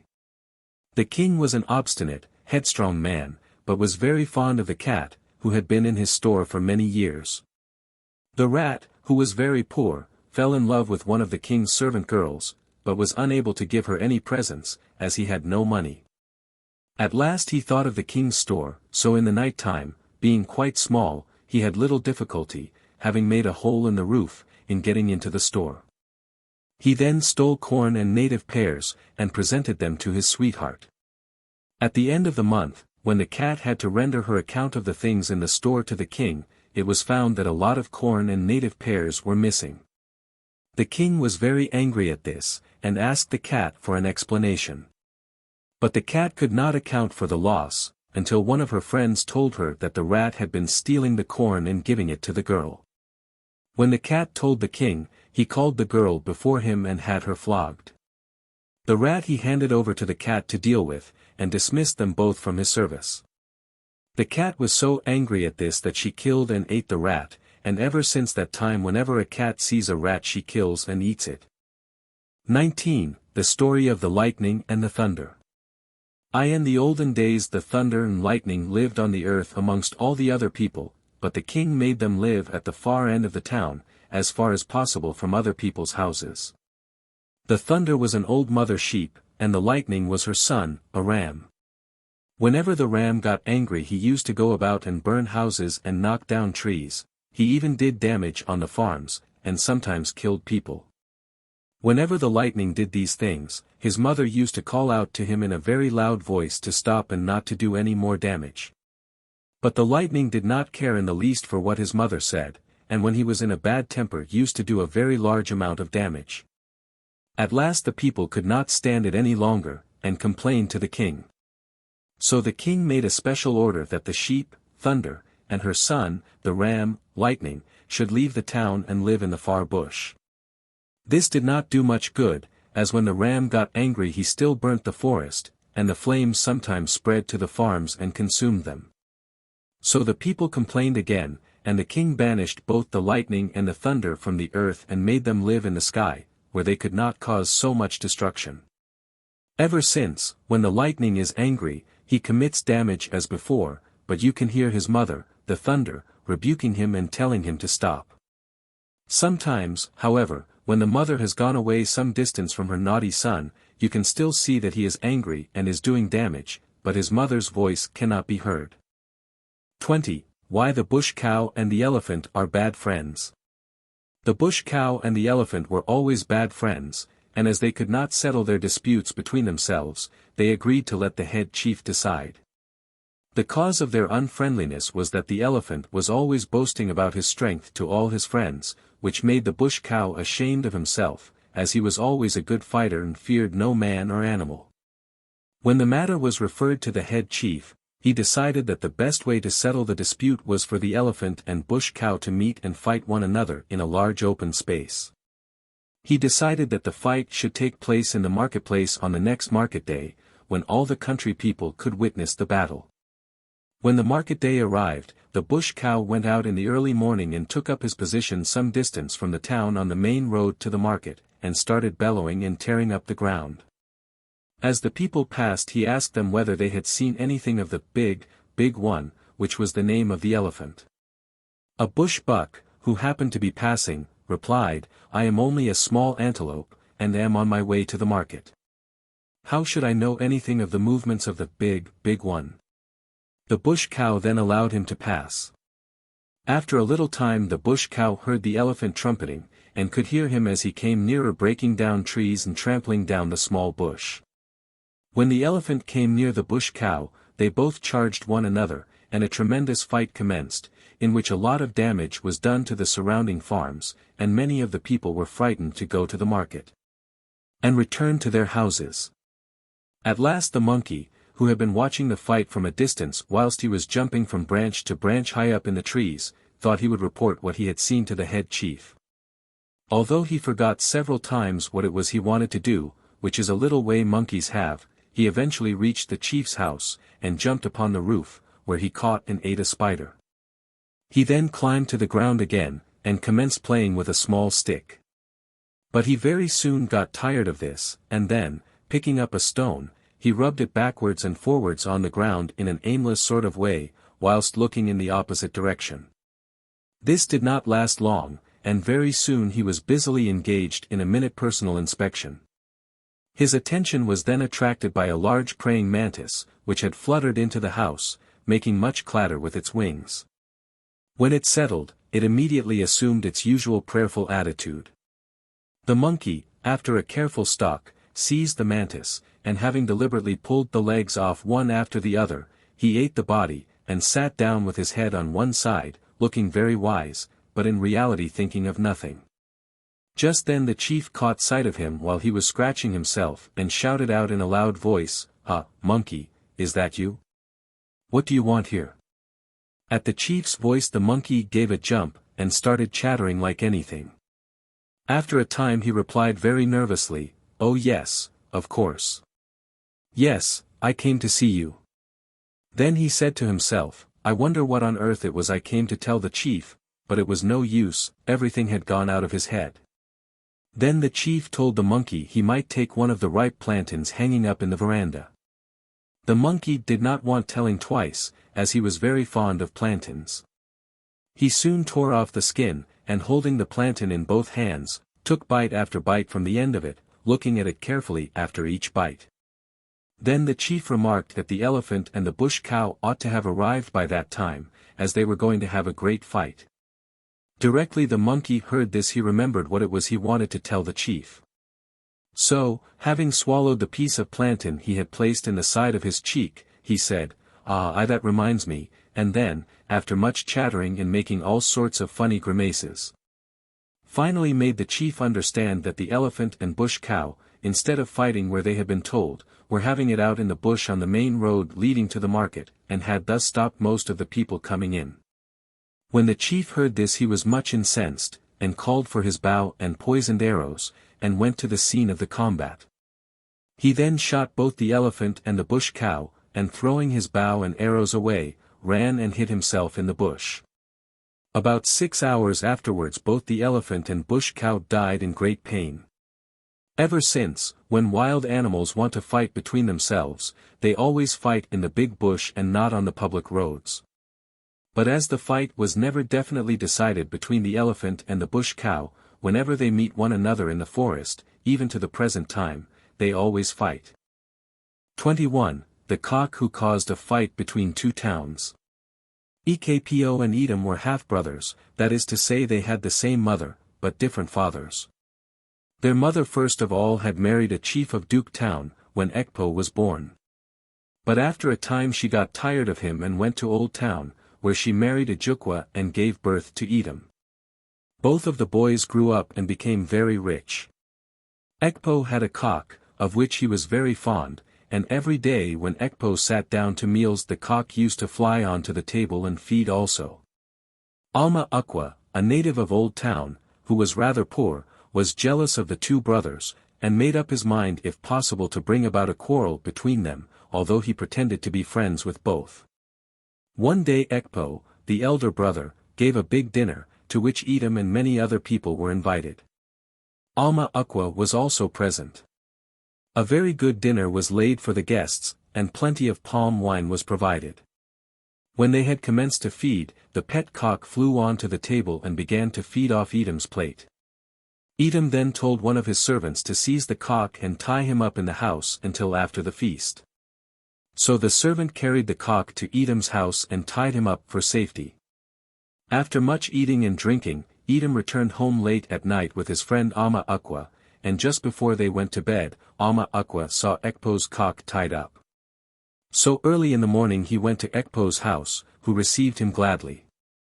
About 8 o'clock, when it was time for Ikpo to have his early morning meal, he noticed that his pet cock was missing. When he remarked upon its absence, Alma Ukwa told him that his brother had seized the cock the previous evening during the dinner, and was going to kill it, just to see what Ikpo would do. When Ikpo heard this, he was very vexed, and sent Alma Ukwa back to his brother to ask him to return the cock immediately. Instead of delivering the message as he had been instructed, Alma Ukwa told Itom that his elder brother was so angry with him for taking away his friend, the cock, that he would fight him, and had sent Alma Ukwa on purpose to declare war between the two towns. Itom then told Alma Ukwa to return to Ikpo, and say he would be prepared for anything his brother could do. Alma Ukwa then advised Ikpo to call all his people in from their farms, as Itom would attack him, and on his return he advised Itom to do the same. He then arranged a day for the fight to take place between the two brothers and their people. Itom then marched his men to the other side of the creek, and waited for his brother, so Alma Ukwa went to Ikpo and told him that Itom had got all his people together and was waiting to fight. Ikpo then led his men against his brother, and there was a big battle, many men being killed on both sides. The fighting went on all day, until at last, towards evening, the other chiefs of Calabar met and determined to stop it. So they called the Egbo men together and sent them out with their drums, and eventually the fight stopped. 3 days later a big palaver was held, when each of the brothers was told to state his case. When they had done so, it was found that Ama Ukwa had caused the quarrel, and the chiefs ordered that he should be killed. His father, who was a rich man, offered to give the Egbos 5,000 rods, 5 cows, and 7 slaves to redeem his son, but they decided to refuse his offer. The next day, after being severely flogged, he was left for 24 hours tied up to a tree, and the following day his head was cut off. Ekpo was then ordered to kill his pet cock, so that it should not cause any further trouble between himself and his brother, and a law was passed that for the future no one should keep a pet cock or any other tame animal. 22. The Affair of the Hippopotamus and the Tortoise, or, Why the Hippopotamus Lives in the Water. Many years ago the hippopotamus, whose name was Isantim, was one of the biggest kings on the land. He was second only to the elephant. The hippo had 7 large fat wives, of whom he was very fond. Now and then he used to give a big feast to the people, but a curious thing was that, although everyone knew the hippo, no one, except his 7 wives, knew his name. At one of the feasts, just as the people were about to sit down, the hippo said, "You have come to feed at my table, but none of you know my name. If you cannot tell my name, you shall all of you go away without your dinner."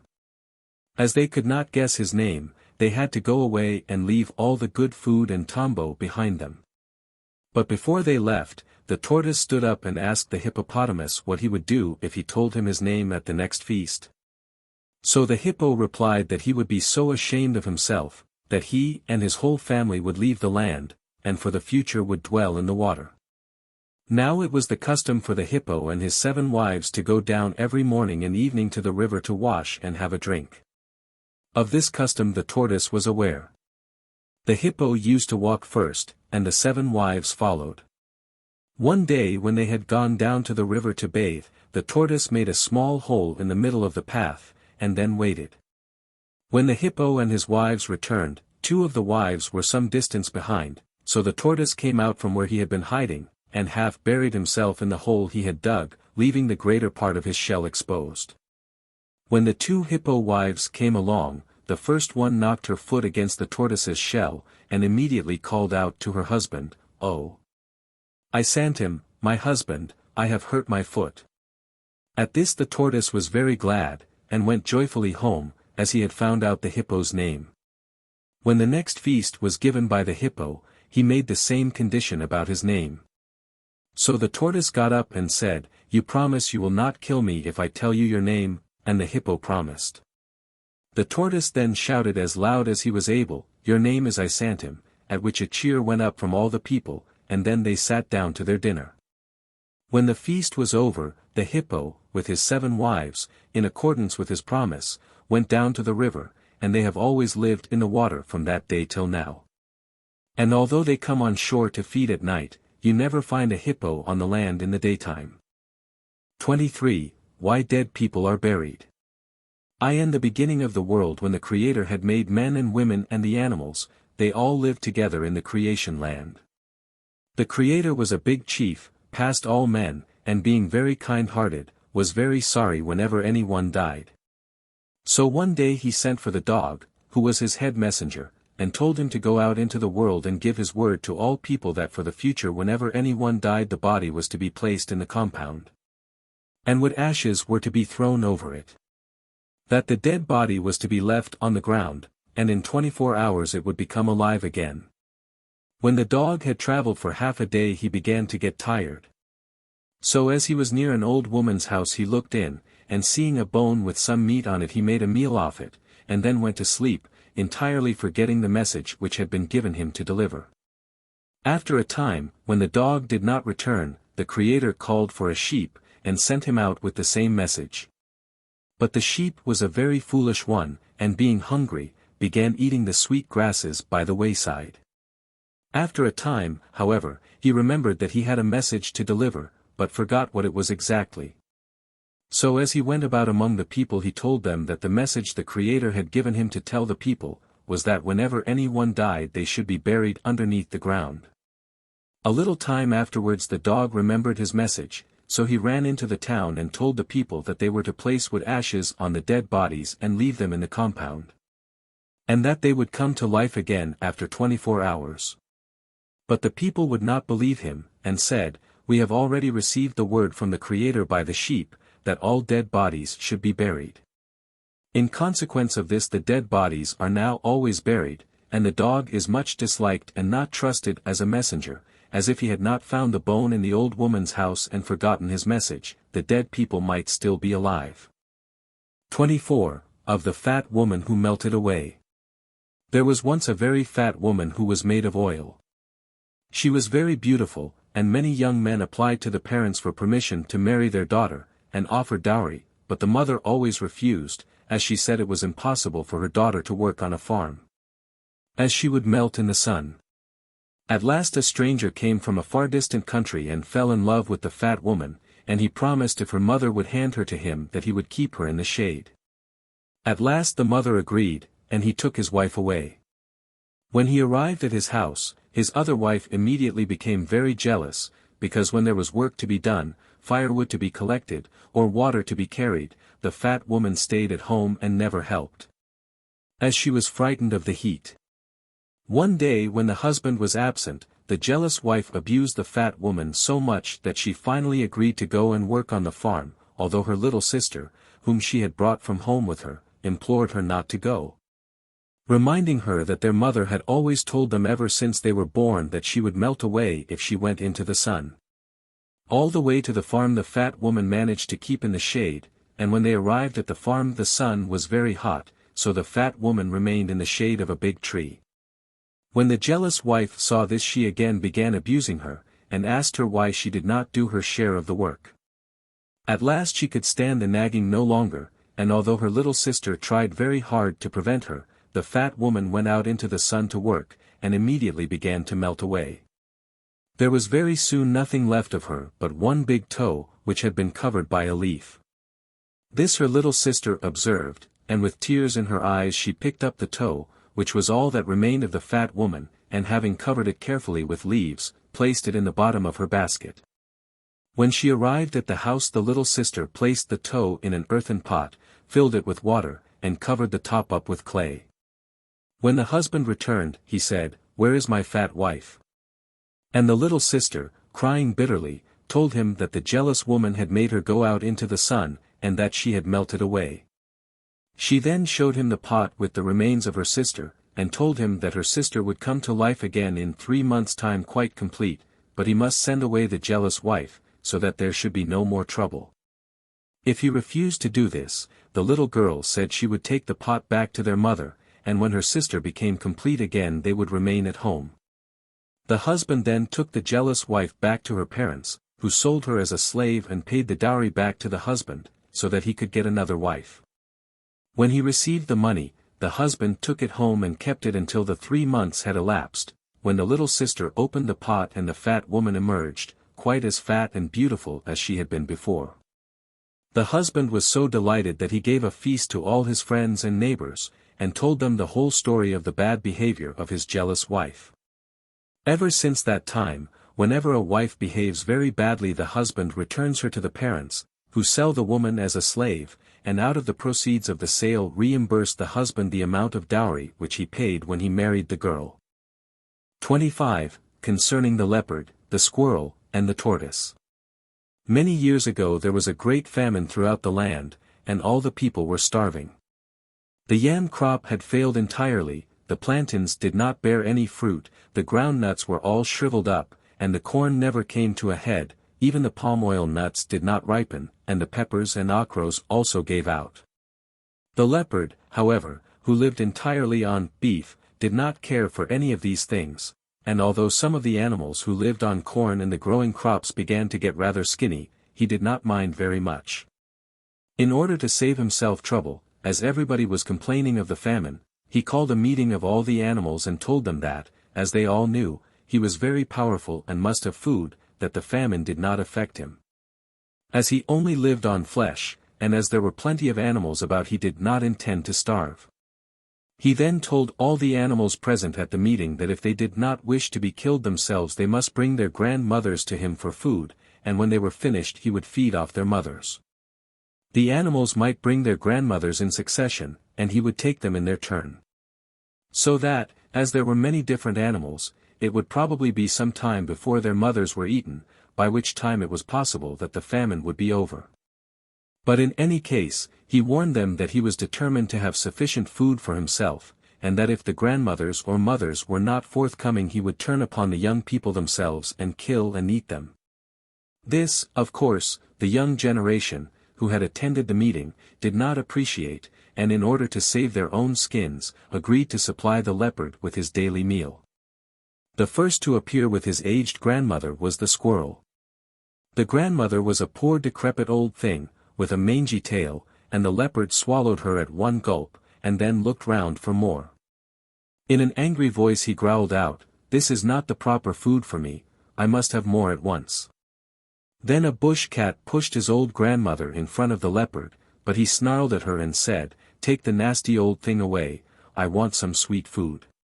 It was then the turn of a bush buck, and after a great deal of hesitation a wretchedly poor and thin old doe tottered and fell in front of the leopard, who immediately dispatched her, and although the meal was very unsatisfactory, declared that his appetite was appeased for that day.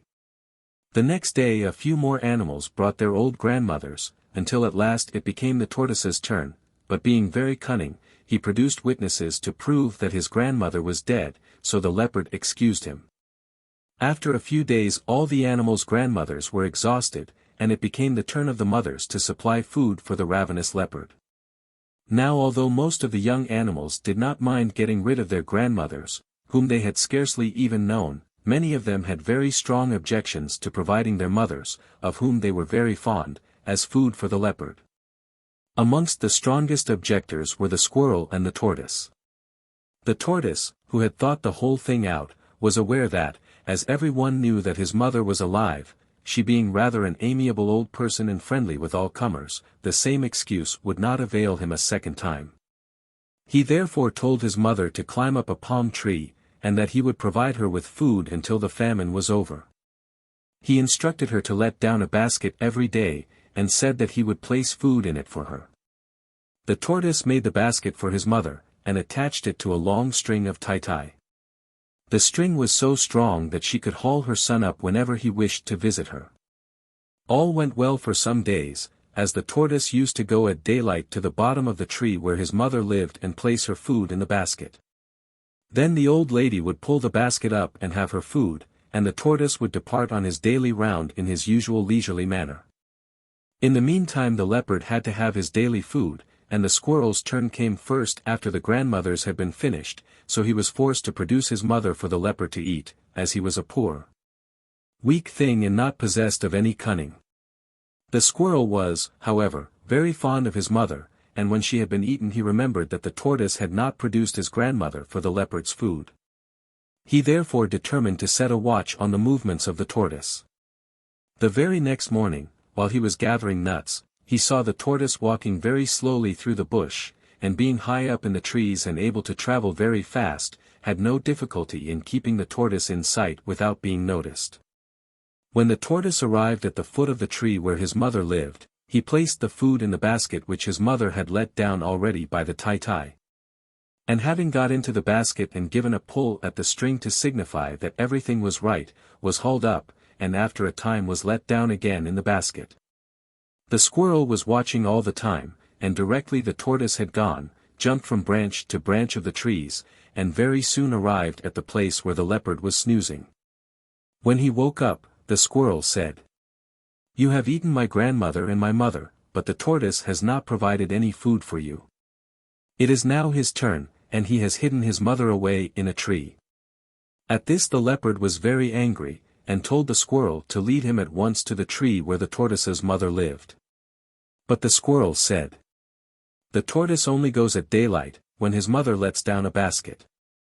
So if you go in the morning early, she will pull you up, and you can then kill her."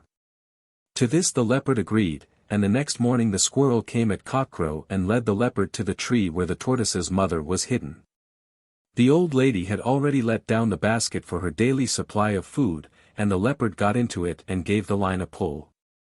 But except a few small jerks nothing happened, as the old mother tortoise was not strong enough to pull a heavy leopard off the ground.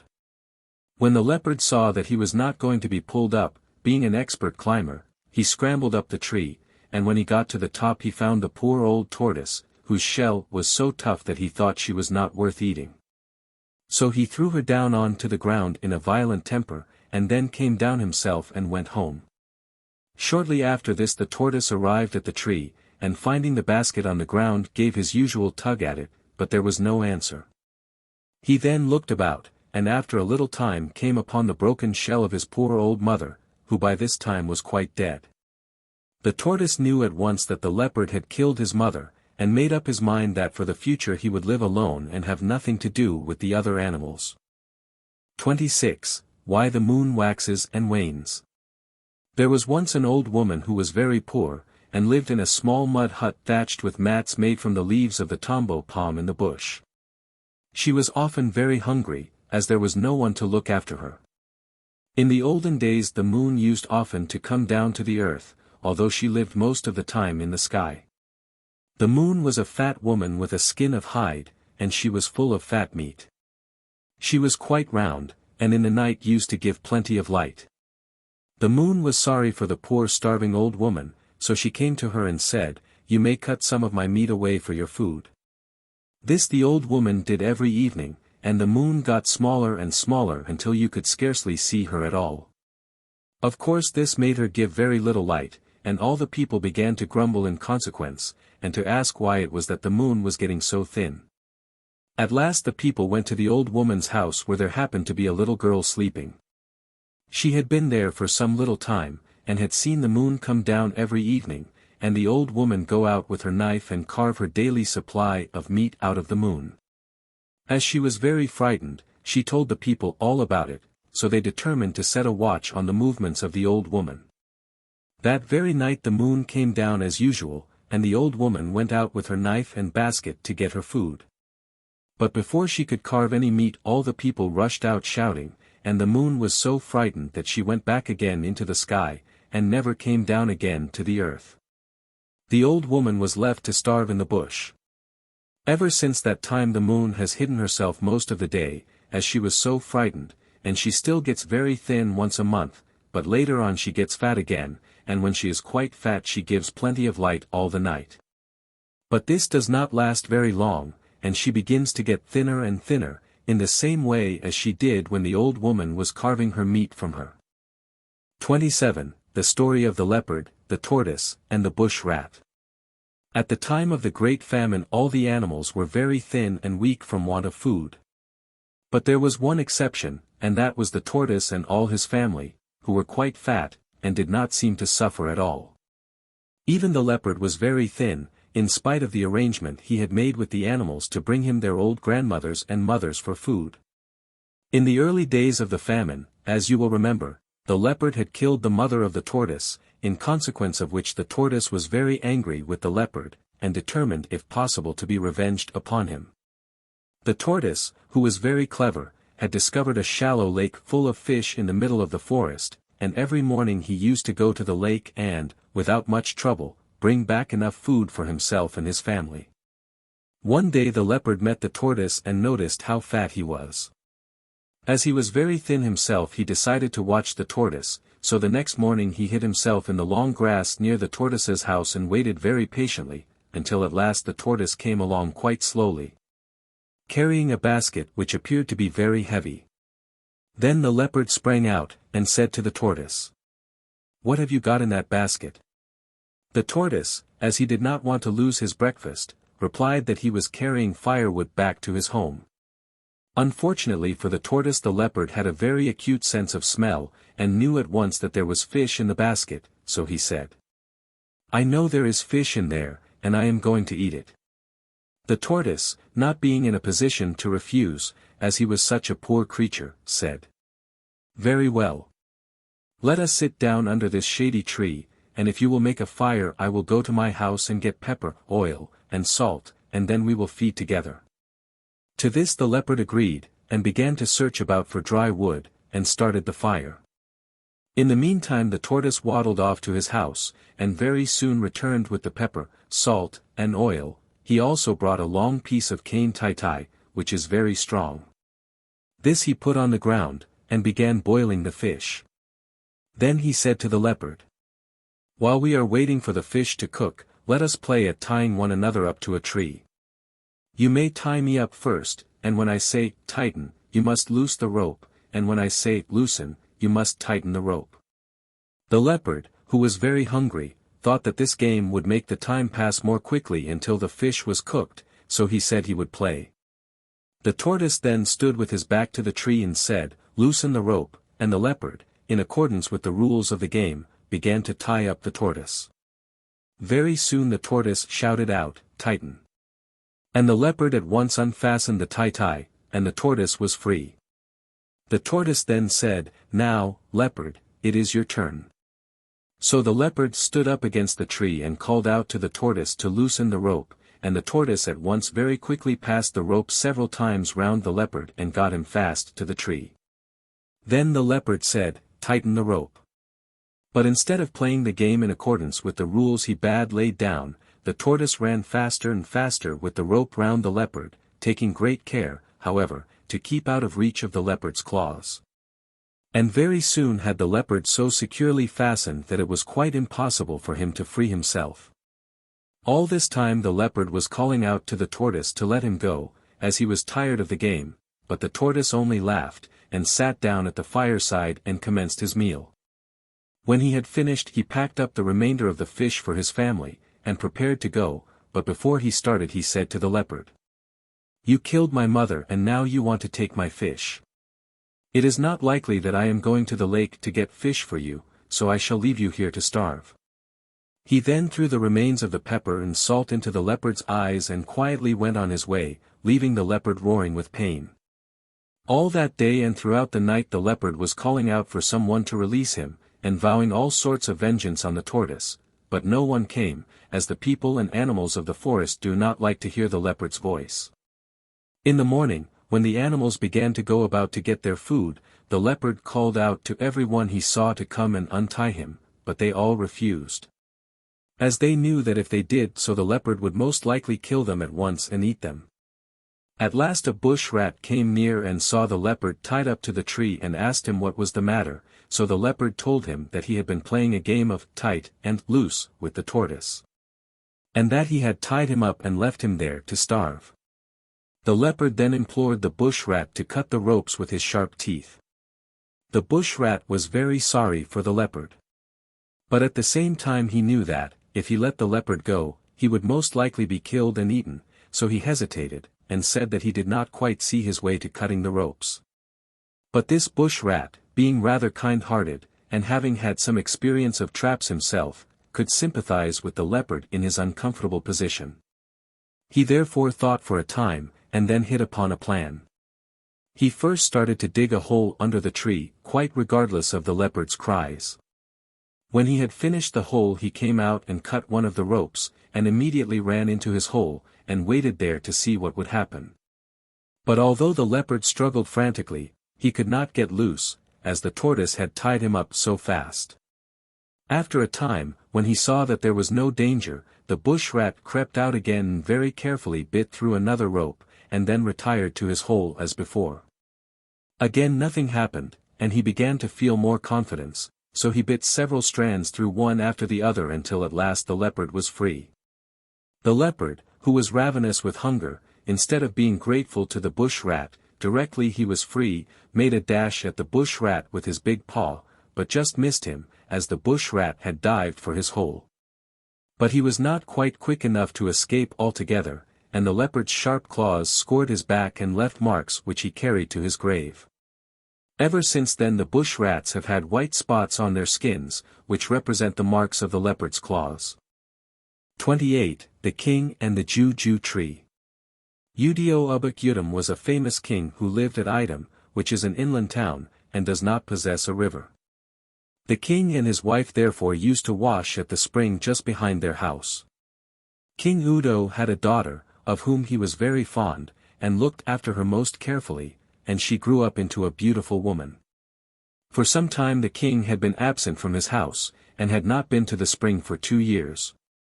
When he went to his old place to wash, he found that the Edom Juju tree had grown up all round the place, and it was impossible for him to use the spring as he had done formerly. He therefore called 50 of his young men to bring their machetes and cut down the tree.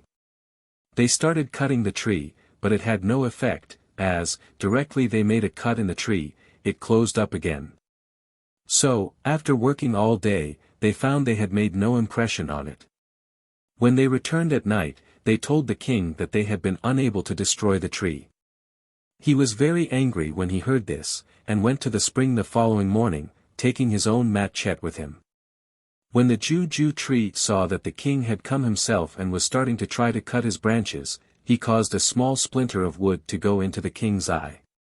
This gave the king great pain, so he threw down his machete and went back to his house. The pain, however, got worse, and he could not eat or sleep for 3 days.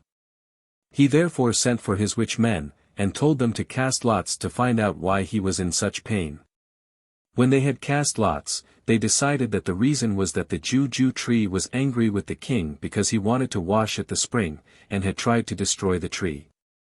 They then told the king that he must take 7 baskets of flies, a white goat, a white chicken, and a piece of white cloth, and make a sacrifice of them in order to satisfy the Juju. The king did this, and the witch men tried their lotions on the king's eye, but it got worse and worse. He then dismissed these witches and got another lot. When they arrived they told the king that, although they could do nothing themselves to relieve his pain, they knew one man who lived in the spirit land who could cure him. So the king told them to send for him at once, and he arrived the next day. Then the spirit man said, "Before I do anything to your eye, what will you give me?" So King Udo said, "We'll give you half my town with the people in it, also 7 cows and some money." But the spirit man refused to accept the king's offer. As the king was in such pain, he said, "Name your own price, and I will pay you." So the spirit man said the only thing he was willing to accept as payment was the king's daughter. At this the king cried very much, and told the man to go away, as he would rather die than let him have his daughter. That night the pain was worse than ever, and some of his subjects pleaded with the king to send for the spirit man again and give him his daughter. And told him that when he got well he could no doubt have another daughter, but that if he died now he would lose everything. The king then sent for the spirit man again, who came very quickly, and in great grief, the king handed his daughter to the spirit. The spirit man then went out into the bush, and collected some leaves, which he soaked in water and beat up. The juice he poured into the king's eye, and told him that when he washed his face in the morning he would be able to see what was troubling him in the eye. The king tried to persuade him to stay the night, but the spirit man refused, and departed that same night for the spirit land, taking the king's daughter with him. Before it was light the king rose up and washed his face, and found that the small splinter from the Juju tree, which had been troubling him so much, dropped out of his eye, the pain disappeared, and he was quite well again. When he came to his proper senses he realized that he had sacrificed his daughter for one of his eyes, so he made an order that there should be general mourning throughout his kingdom for 3 years. For the first 2 years of the mourning the king's daughter was put in a fatting house by the spirit man, and was given food. But a skull, who was in the house, told her not to eat, as they were fatting her up, not for marriage, but so that they could eat her. She therefore gave all the food which was brought to her to the skull, and lived on chalk herself. Towards the end of the 3rd year the spirit man brought some of his friends to see the king's daughter, and told them he would kill her the next day, and they would have a good feast off her. When she woke up in the morning the spirit man brought her food as usual. But the skull, who wanted to preserve her life, and who had heard what the spirit man had said, called her into the room and told her what was going to happen later in the day. She handed the food to the skull, and he said, "When the spirit man goes to the wood with his friends to prepare for the feast, you must run back to your father." He then gave her some medicine which would make her strong for the journey, and also gave her directions as to the road. Telling her that there were 2 roads but that when she came to the parting of the ways she was to drop some of the medicine on the ground and the 2 roads would become one. He then told her to leave by the back door, and go through the wood until she came to the end of the town. She would then find the road. If she met people on the road, she was to pass them in silence, as if she saluted them they would know that she was a stranger in the spirit land, and might kill her. She was also not to turn round if anyone called to her, but was to go straight on till she reached her father's house. Having thanked the skull for his kind advice, the king's daughter started off, and when she reached the end of the town and found the road, she ran for 3 hours, and at last arrived at the branch roads. There she dropped the medicine, as she had been instructed, and the 2 roads immediately became one, so she went straight on and never saluted anyone or turned back, although several people called to her. About this time the spirit man had returned from the wood, and went to the house, only to find the king's daughter was absent. He asked the skull where she was, and he replied that she had gone out by the back door, but he did not know where she had gone to. Being a spirit, however, he very soon guessed that she had gone home. So he followed as quickly as possible, shouting out all the time. When the girl heard his voice, she ran as fast as she could, and at last arrived at her father's house, and told him to take at once a cow, a pig, a sheep, a goat, a dog, a chicken, and 7 eggs, and cut them into 7 parts as a sacrifice. And leave them on the road, so that when the spirit man saw these things he would stop and not enter the town. This the king did immediately, and made the sacrifice as his daughter had told him. When the spirit man saw the sacrifice on the road, he sat down and at once began to eat. When he had satisfied his appetite, he packed up the remainder and returned to the spirit land, not troubling any more about the king's daughter. When the king saw that the danger was over, he beat his drum, and declared that for the future, when people died and went to the spirit land, they should not come to earth again as spirits to cure sick people. 29. How the Tortoise Overcame the Elephant and the Hippopotamus. The elephant and the hippopotamus always used to feed together, and were good friends. One day when they were both dining together, the tortoise appeared and said that although they were both big and strong, neither of them could pull him out of the water with a strong piece of tie. And he offered the elephant 10,000 rods if he could draw him out of the river the next day. The elephant, seeing that the tortoise was very small, said, "If I cannot draw you out of the water, I will give you 20,000 rods." So on the following morning the tortoise got some very strong tie and made it fast to his leg, and went down to the river. When he got there, as he knew the place well, he made the tie fast round a big rock, and left the other end on the shore for the elephant to pull by, then went down to the bottom of the river and hid himself. The elephant then came down and started pulling, and after a time he smashed the rope. Directly this happened, the tortoise undid the rope from the rock and came to the land, showing all people that the rope was still fast to his leg, but that the elephant had failed to pull him out. The elephant was thus forced to admit that the tortoise was the winner, and paid to him the 20,000 rods, as agreed. The tortoise then took the rods home to his wife, and they lived together very happily. After 3 months had passed, the tortoise, seeing that the money was greatly reduced, thought he would make some more by the same trick, so he went to the hippopotamus and made the same bet with him.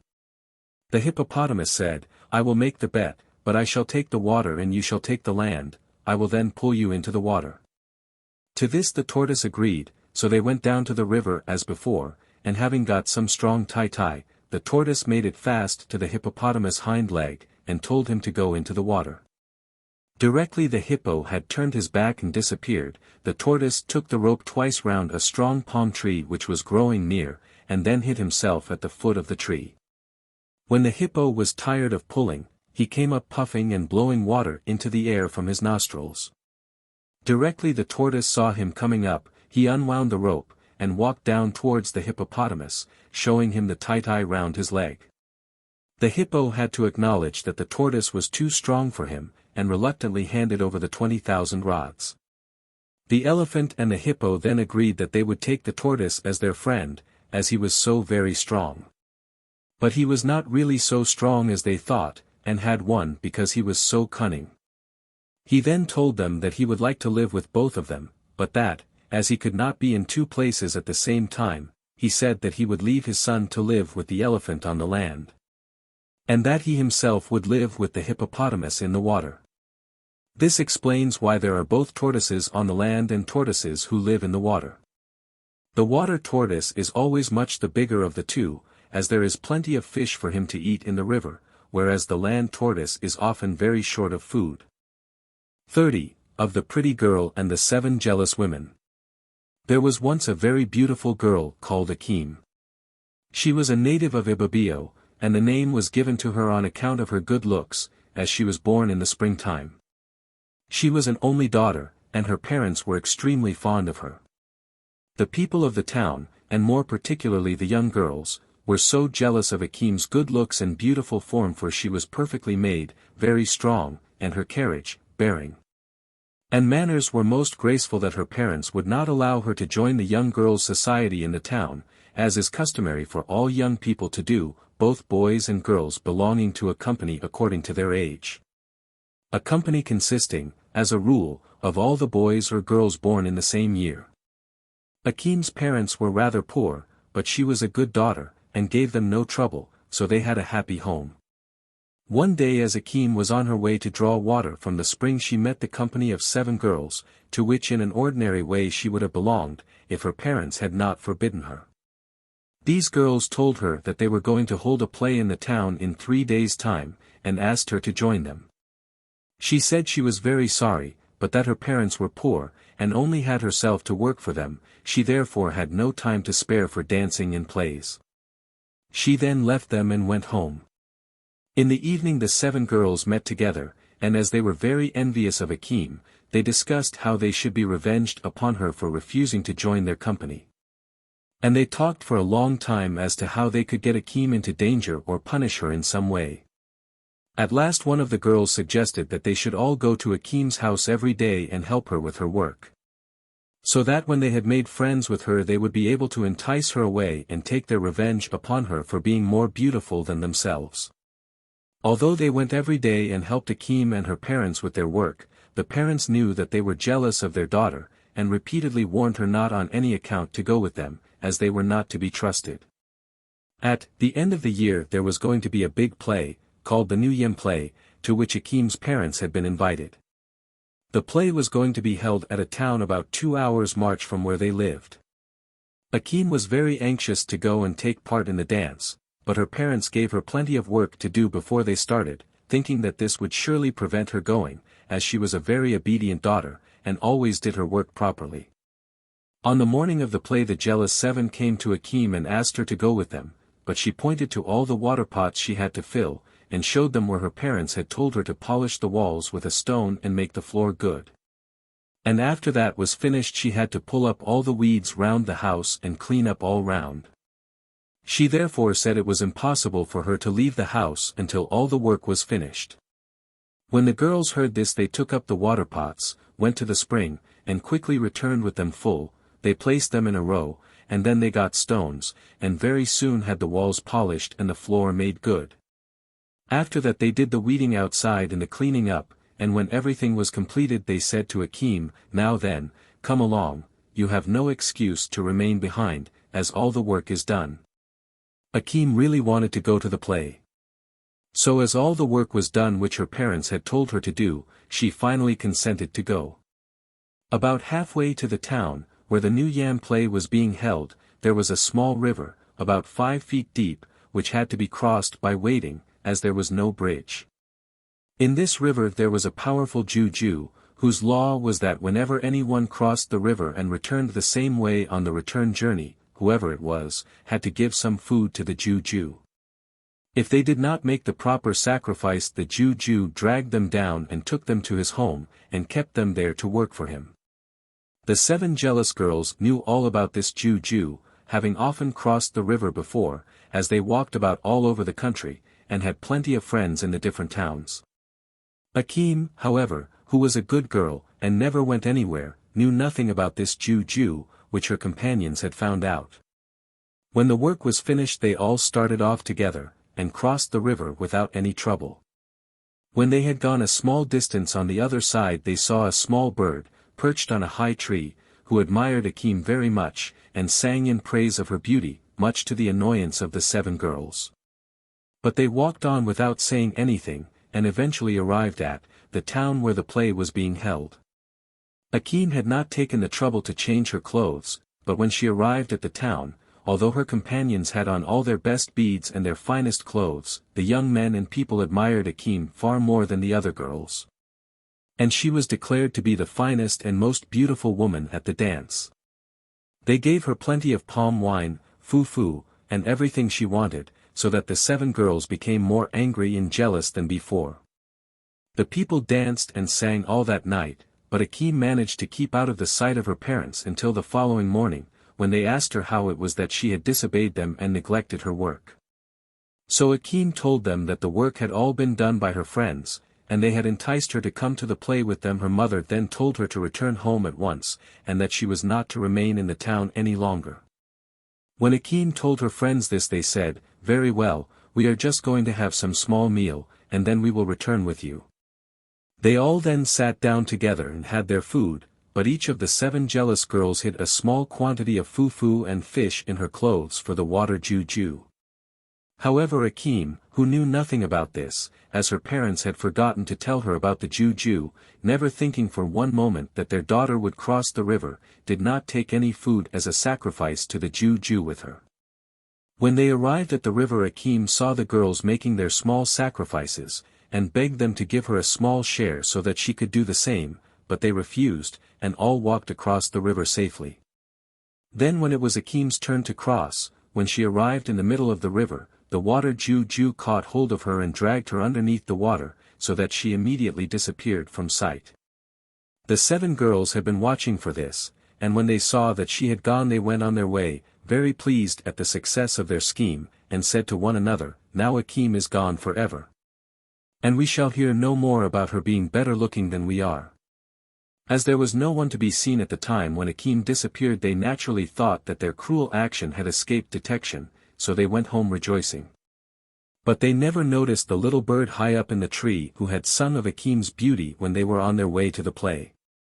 The little bird was very sorry for Ikom, and made up his mind that, when the proper time came, he would tell her parents what he had seen, so that perhaps they would be able to save her. The bird had heard Ikom asking for a small portion of the food to make a sacrifice with, and had heard all the girls refusing to give her any. The following morning, when Ikom's parents returned home, they were much surprised to find that the door was fastened, and that there was no sign of their daughter anywhere about the place, so they inquired of their neighbors. But no one was able to give them any information about her. They then went to the 7 girls, and asked them what had become of Ikom. They replied that they did not know what had become of her, but that she had reached their town safely with them, and then said she was going home. The father then went to his juju man, who, by casting lots, discovered what had happened, and told him that on her way back from the play Ikom had crossed the river without making the customary sacrifice to the water juju, and that, as the juju was angry, he had seized Ikom and taken her to his home. He therefore told Ikom's father to take 1 goat, 1 basketful of eggs, and 1 piece of white cloth to the river in the morning, and to offer them as a sacrifice to the water juju. Then Ikom would be thrown out of the water 7 times, but that if her father failed to catch her on the 7th time, she would disappear forever. Ikom's father then returned home, and, when he arrived there, the little bird who had seen Ikom taken by the water juju, told him everything that had happened, confirming the juju's words. He also said that it was entirely the fault of the 7 girls, who had refused to give Ikom any food to make the sacrifice with. Early the following morning the parents went to the river, and made the sacrifice as advised by the juju. Immediately they had done so, the water juju threw Ikom up from the middle of the river. Her father caught her at once, and returned home very thankfully. He never told anyone, however, that he had recovered his daughter, but made up his mind to punish the 7 jealous girls, so he dug a deep pit in the middle of his house, and placed dried palm leaves and sharp stakes in the bottom of the pit. He then covered the top of the pit with new mats, and sent out word for all people to come and hold a play to rejoice with him, as he had recovered his daughter from the spirit land. Many people came, and danced and sang all the day and night, but the 7 jealous girls did not appear, as they were frightened. However, As they were told that everything had gone well on the previous day, and that there had been no trouble, they went to the house the following morning and mixed with the dancers. But they were ashamed to look Ikom in the face, who was sitting down in the middle of the dancing ring. When Ikom's father saw the 7 girls, he pretended to welcome them as his daughter's friends, and presented each of them with a brass rod, which he placed round their necks. He also gave them tombo to drink. He then picked them out, and told them to go and sit on mats on the other side of the pit he had prepared for them. When they walked over the mats which hid the pit, they all fell in, and Ikom's father immediately got some red-hot ashes from the fire and threw them in on top of the screaming girls, who were in great pain. At once the dried palm leaves caught fire, killing all the girls at once. When the people heard the cries and saw the smoke, they all ran back to the town. The next day the parents of the dead girls went to the head chief, and complained that Ikom's father had killed their daughters, so the chief called him before him, and asked him for an explanation. Ikom's father went at once to the chief, taking the Jew man, whom everybody relied upon, and the small bird, as his witnesses. When the chief had heard the whole case, he told Ikom's father that he should only have killed 1 girl to avenge his daughter, and not 7. So he told the father to bring Ikom before him. When she arrived, the head chief, seeing how beautiful she was, said that her father was justified in killing all the 7 girls on her behalf, so he dismissed the case. And told the parents of the dead girls to go away and mourn for their daughters, who had been wicked and jealous women, and had been properly punished for their cruel behavior to Ikom. Moral: never kill a man or a woman because you are envious of their beauty, as if you do, you will surely be punished. 31. How the cannibals drove the people from Insofan mountain to the cross river, Ikom. Very many years ago, before the oldest man alive at the present time can remember, the towns of Ikom, Okuni, Abidjan, Insofan, Overcame, and all the other Inuit towns were situated round and near the Insofan mountain, and the head chief of the whole country was called Agbor. Abragba and Enfitop also lived there, and were also under King Agbor. The Insofan mountain is about 2 days' march inland from the Cross River, and as none of the people there could swim, and knew nothing about canoes, they never went anywhere outside their own country, and were afraid to go down to the big river. The whole country was taken up with yam farms, and was divided amongst the various towns, each town having its own bush. At the end of each year, when it was time to dig the yams, there was a big play held, which was called the New Yam Feast. At this festival there was always a big human sacrifice, 50 slaves being killed in one day. These slaves were tied up to trees in a row, and many drums were beaten. Then a strong man, armed with a sharp machete, went from one slave to another and cut their heads off. This was done to cool the new yams, so that they would not hurt the stomachs of the people. Until this sacrifice was made, no one in the country would eat a new yam, as they knew, if they did so, they would suffer great pain in their insides. When the feast was held, all the towns brought 100 yams each as a present to King Agbor. When the slaves were all killed, fires were lit, and the dead bodies were placed over the fires to burn the hair off. A number of plantain leaves were then gathered and placed on the ground, and the bodies, having been cut into pieces, were placed on the plantain leaves. When the yams were skinned, they were put into large pots, with water, oil, pepper, and salt.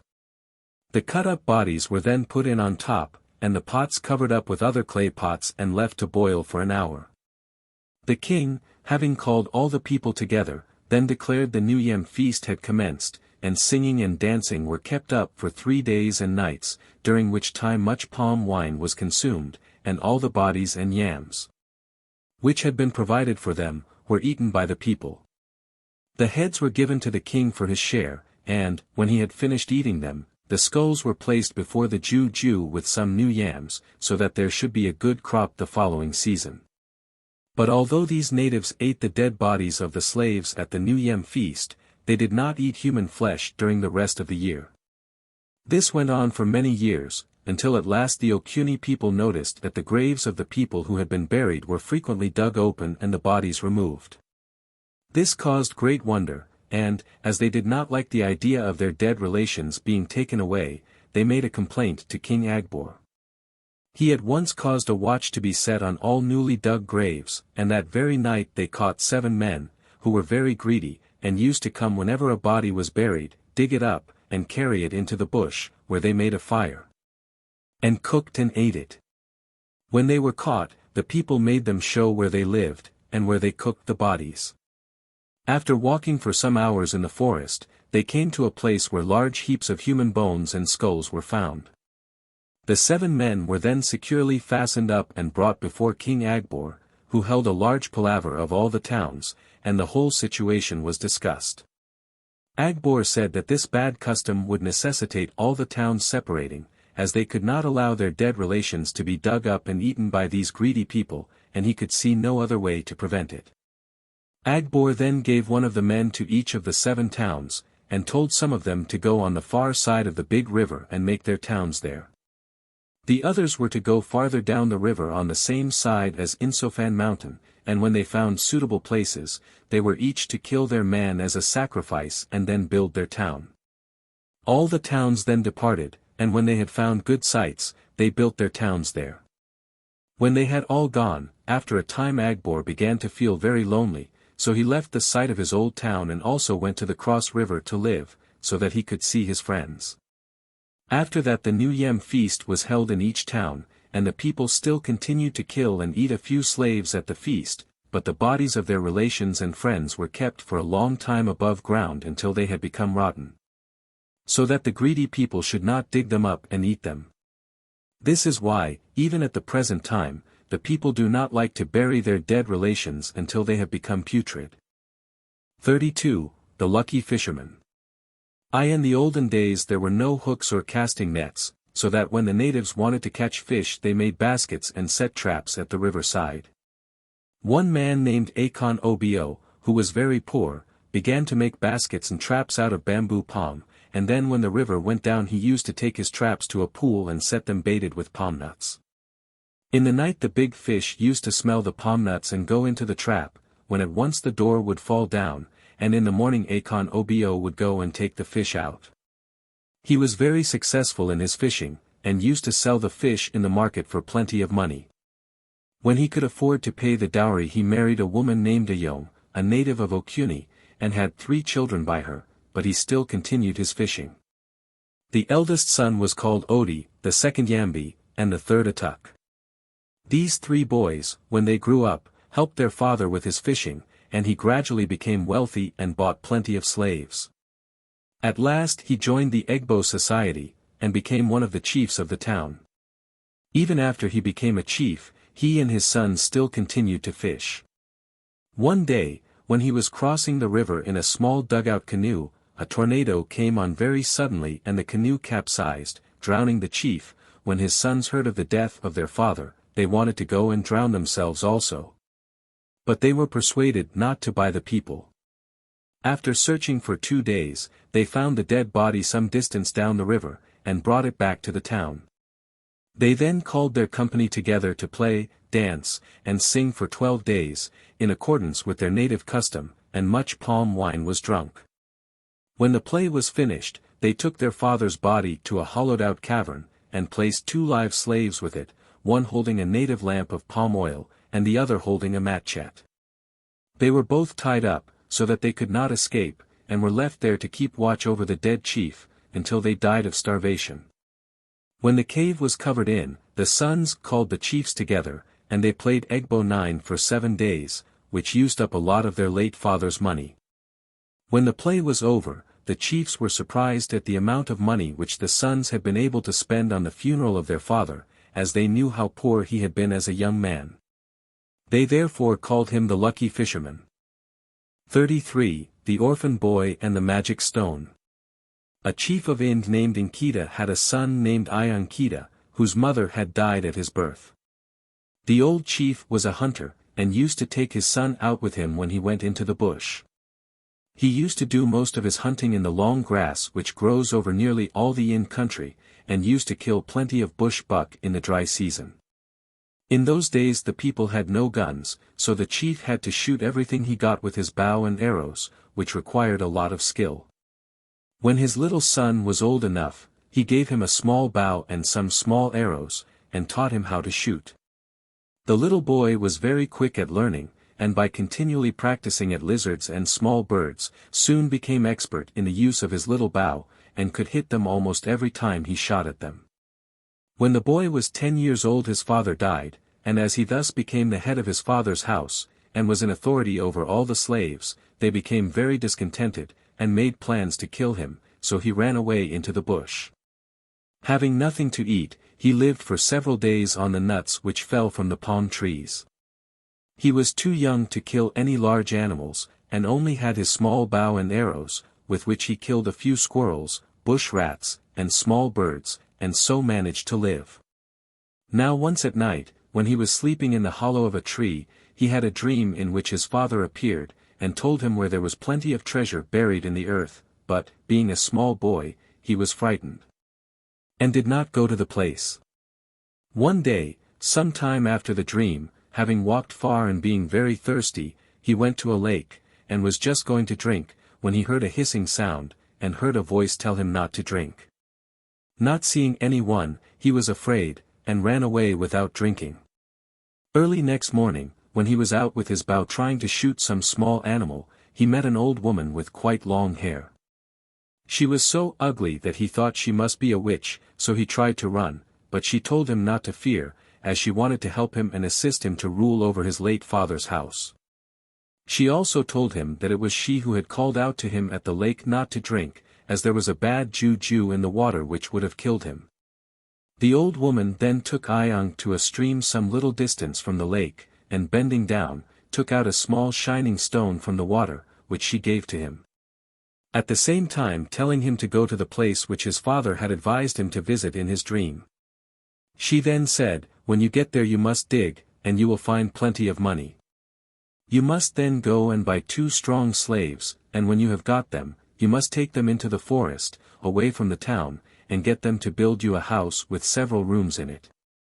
You must then place the stone in one of the rooms, and whenever you want anything, all you have to do is to go into the room and tell the stone what you want, and your wishes will be at once gratified." Ikom did as the old woman told him, and after much difficulty and danger bought the 2 slaves and built a house in the forest, taking great care of the precious stone, which he placed in an inside room. Then for some time, whenever he wanted anything, he used to go into the room and ask for a sufficient number of rods to buy what he wanted, and they were always brought at once. This went on for many years, and Ikom grew up to be a man, and became very rich, and bought many slaves, having made friends with the arrow men, who in those days used to do a big traffic in slaves. After 10 years had passed Ikom had quite a large town and many slaves, but one night the old woman appeared to him in a dream and told him that she thought that he was sufficiently wealthy, and that it was time for him to return the magic stone to the small stream from whence it came. But Ikom, although he was rich, wanted to rule his father's house and be a head chief for all the country, so he sent for all the Jew men in the country and 2 witch men, and marched with all his slaves to his father's town. Before he started he held a big palaver, and told them to point out any slave who had a bad heart, and who might kill him when he came to rule the country. Then the Jew men consulted together, and pointed out 50 of the slaves who, they said, were witches, and would try to kill Ikom. He at once had them made prisoners, and tried them by the ordeal of Ezra bean 10 to see whether they were witches or not. As none of them could vomit the beans they all died, and were declared to be witches. He then had them buried at once. When the remainder of his slaves saw what had happened, they all came to him and begged his pardon, and promised to serve him faithfully. Although the 50 men were buried they could not rest, and troubled Ikom very much, and after a time he became very sick himself, so he sent again for the Jew men, who told him that it was the witch men who, although they were dead and buried, had power to come out at night and used to suck Ikom's blood, which was the cause of his sickness. They then said, "We are only 3 Jew men, you must get 7 more of us," making the magic number of 10. When they came they dug up the bodies of the 50 witches, and found they were quite fresh. Then Ikom had big fires made, and burned them one after the other, and gave the Jew men a big present. He soon after became quite well again, and took possession of his father's property, and ruled over all the country. Ever since then, whenever anyone is accused of being a witch, they are tried by the ordeal of the poisonous Ezra bean, and if they can vomit they do not die, and are declared innocent, but if they cannot do so, they die in great pain. 34. The slave girl who tried to kill her mistress. A man called Akpan, who was a native of Oku, a town in the Ibibio country, admired a girl called Emi very much, who lived at Ibibio, and wished to marry her, as she was the finest girl in her company.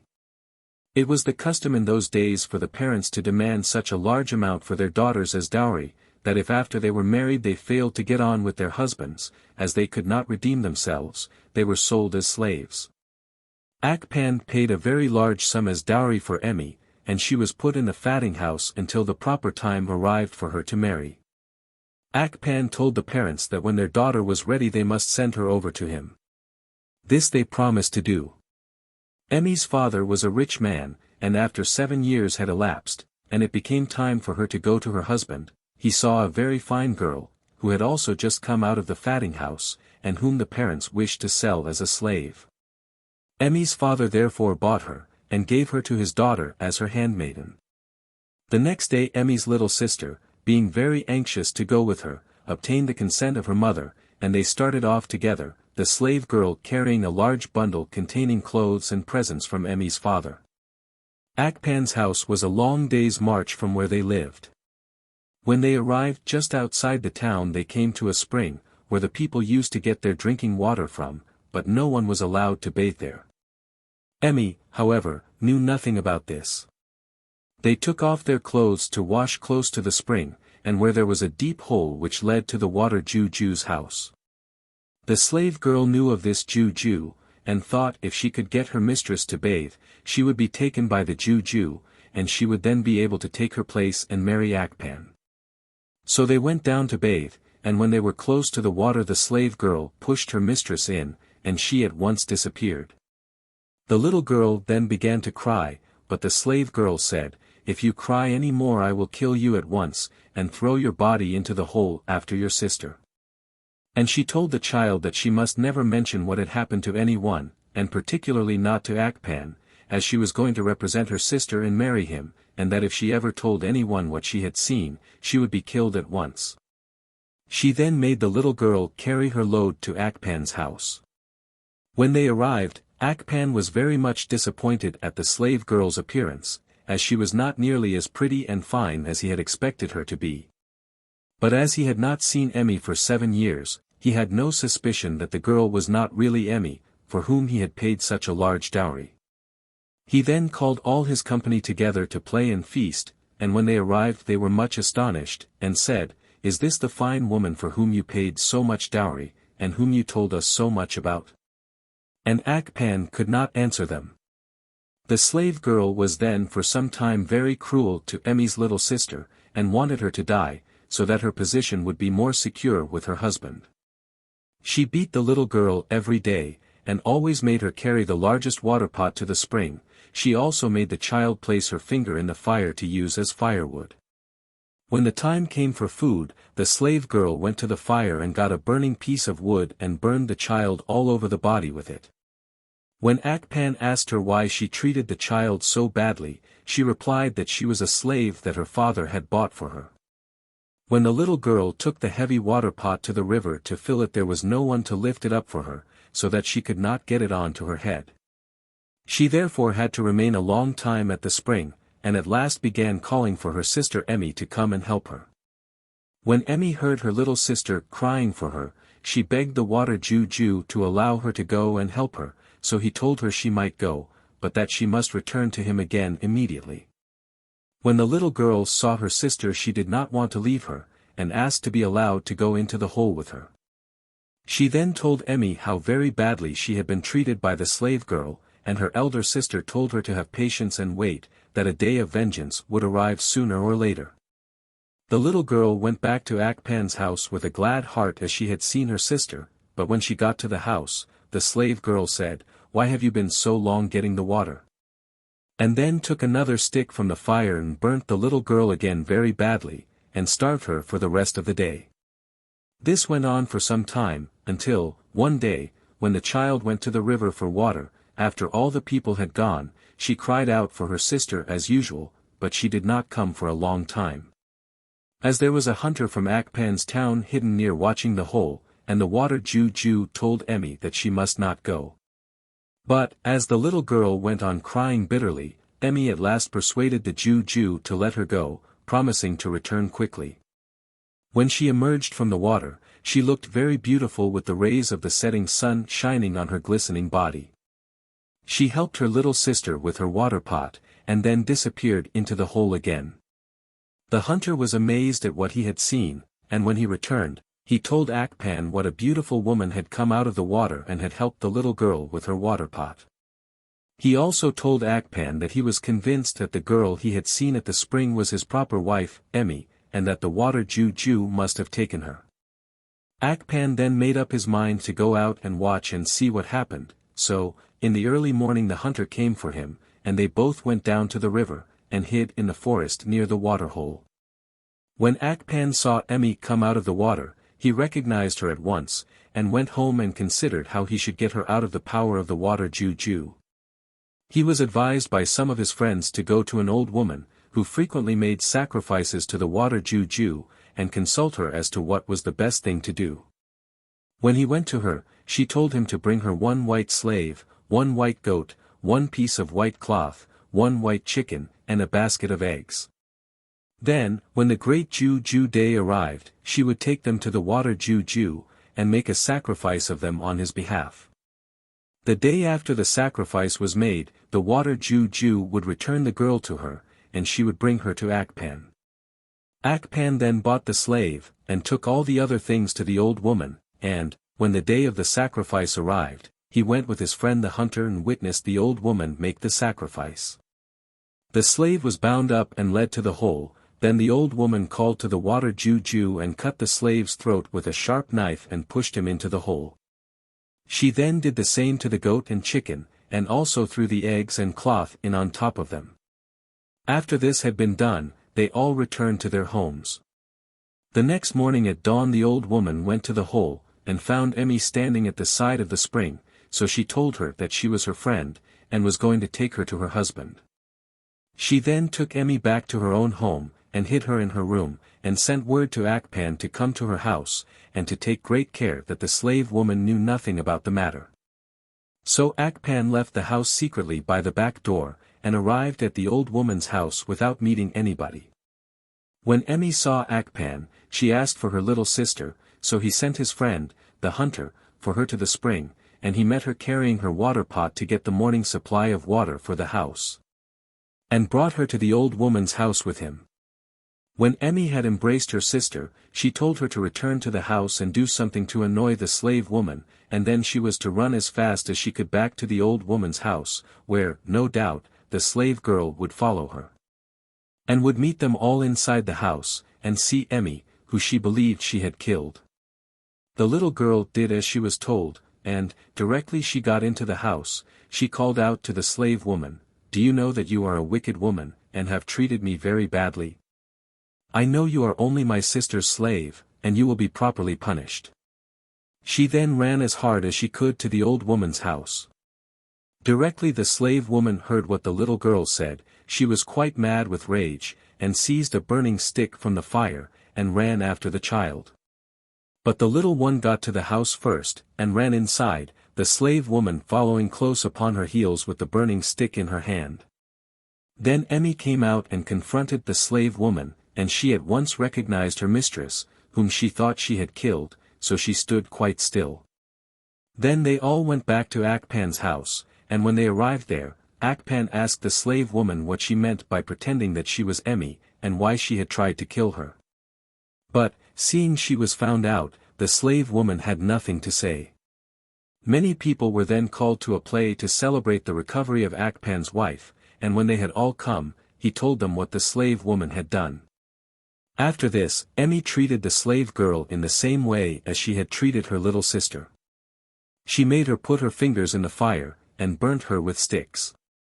She also made her beat foo-foo with her head in a hollowed-out tree, and after a time she was tied up to a tree and starved to death. Ever since that time, when a man marries a girl, he is always present when she comes out of the fatting house and takes her home himself, so that such evil things as happened to Emmy and her sister may not occur again. 35. The King and the Nsiat Bird. When Ndaraki was king of Edu, being young and rich, he was very fond of fine girls, and had plenty of slaves. The Nsiat bird was then living at Edu, and had a very pretty daughter, whom Ndaraki wished to marry. When he spoke to the father about the matter, he replied that of course he had no objection personally, as it would be a great honor for his daughter to marry the king, but, unfortunately, when any of his family had children, they always gave birth to twins, which, as the king knew, was not allowed in the country. The native custom being to kill both the children and throw them into the bush, the mother being driven away and allowed to starve. The king, however, being greatly struck with Adat, the bird's daughter, insisted on marrying her, so that Nsiat bird had to agree. A large amount of dowry was paid by the king, and a big play and feast was held. One strong slave was told to carry Adat Nsiat during the whole play, and she sat on his shoulders with her legs around his neck. This was done to show what a rich and powerful man the king was. After the marriage, in due course Adat gave birth to twins, as her mother had done before her. The king immediately became very fond of the two babies, but according to the native custom, which was too strong for anyone to resist, he had to give them up to be killed. When the Nsiat bird heard this, he went to the king and reminded him that he had warned the king before he married what would happen if he married Adat, and rather than that the twins should be killed, he and the whole of his family would leave the earth and dwell in the air, taking the twins with them. As the king was so fond of Adat and the two children, and did not want them to be killed, he gladly consented, and the Nsiat bird took the whole of his family, as well as Adat and her two children, away, and left the earth to live and make their home in the trees. But as they had formerly lived in the town with all the people, they did not like to go into the forest, so they made their nests in the trees which grew in the town. And that is why you always see the Nsiat birds making their nests only in places where human beings are. The black birds are the cocks, and the golden-colored ones are the hens. It was the beautiful color of Adat which first attracted the attention of Ndaraki and caused him to marry her. 36. Concerning the fate of Essido and his evil companions. Chief Abori lived at a town called Adiagor, which is on the right bank of the Calabar River. He was a wealthy chief, and belonged to the Egbo society. He had many large canoes, and plenty of slaves to paddle them. These canoes he used to fill up with new yams, each canoe being under one head slave and containing 8 paddles. The canoes were capable of holding 3 puncheons of palm oil, and cost 800 rods each. When they were full, about 10 of them used to start off together and paddle to Rio del Rey. They went through creeks all the way, which run through mangrove swamps, with palm oil trees here and there. Sometimes in the tornado season it was very dangerous crossing the creeks, as the canoes were so heavily laden, having only a few inches above the water, that quite a small wave would fill the canoe and cause it to sink to the bottom. Although most of the boys could swim, it often happened that some of them were lost, as there are many large alligators in these waters. After 4 days' hard paddling they would arrive at Rio del Rey, where they had very little difficulty in exchanging their new yams for bags of dried shrimps and sticks with smoked fish on them. 11. Chief Abori had 2 sons, named Ioi and Essido. Their mother having died when they were babies, the children were brought up by their father. As they grew up, they developed entirely different characters. The eldest was very hard-working and led a solitary life. But the younger son was fond of gaiety and was very lazy. In fact, he spent most of his time in the neighboring towns playing and dancing. When the 2 boys arrived at the respective ages of 18 and 20, their father died, and they were left to look after themselves. According to native custom, the elder son, Ioi, was entitled to the whole of his father's estate. But being very fond of his younger brother, he gave him a large number of rods and some land with a house. Immediately Essido became possessed of the money, he became wilder than ever, gave big feasts to his companions, and always had his house full of women, upon whom he spent large sums. Although the amount his brother had given him on his father's death was very large, in the course of a few years Essido had spent it all. He then sold his house and effects, and spent the proceeds on feasting. While he had been living this gay and unprofitable life, Ioi had been working harder than ever at his father's old trade, and had made many trips to Rio del Rey himself. Almost every week he had canoes laden with yams going down river and returning after about 12 days with shrimps and fish, which Ioi himself disposed of in the neighboring markets, and he very rapidly became a rich man. At intervals he remonstrated with Essido on his extravagance, but his warnings had no effect. If anything, his brother became worse. At last the time arrived when all his money was spent, so Essido went to his brother and asked him to lend him 2,000 rods, but Io refused, and told Essido that he would not help him in any way to continue his present life of debauchery. But that if he liked to work on the farm and trade, he would give him a fair share of the profits. This Essido indignantly refused, and went back to the town and consulted some of the very few friends he had left as to what was the best thing to do. The men he spoke to were thoroughly bad men, and had been living upon Essido for a long time. They suggested to him that he should go round the town and borrow money from the people he had entertained, and then they would run away to Icpabrio's town, which was about 4 days' march from Calabar. This Essido did, and managed to borrow a lot of money, although many people refused to lend him anything. Then at night he set off with his evil companions, who carried his money, as they had not been able to borrow any themselves, being so well known. When they arrived at Icpabrio's town they found many beautiful women and graceful dancers. They then started the same life again, until after a few weeks most of the money had gone. They then met and consulted together how to get more money, and advised Essido to return to his rich brother, pretending that he was going to work and give up his old life.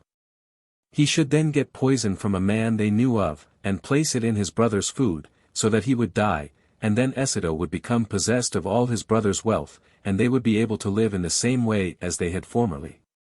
Essido, who had sunk very low, agreed to this plan, and they left Icpabrio's town the next morning. After marching for 2 days, they arrived at a small hut in the bush where a man who was an expert poisoner lived, called Ikponsip.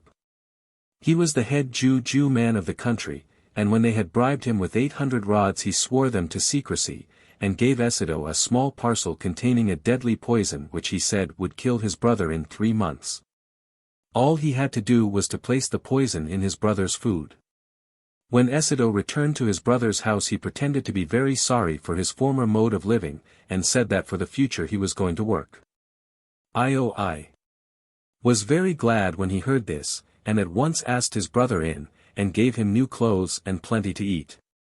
In the evening, when supper was being prepared, Essido went into the kitchen, pretending he wanted to get a light from the fire for his pipe. The cook being absent and no one about, he put the poison in the soup, and then returned to the living room.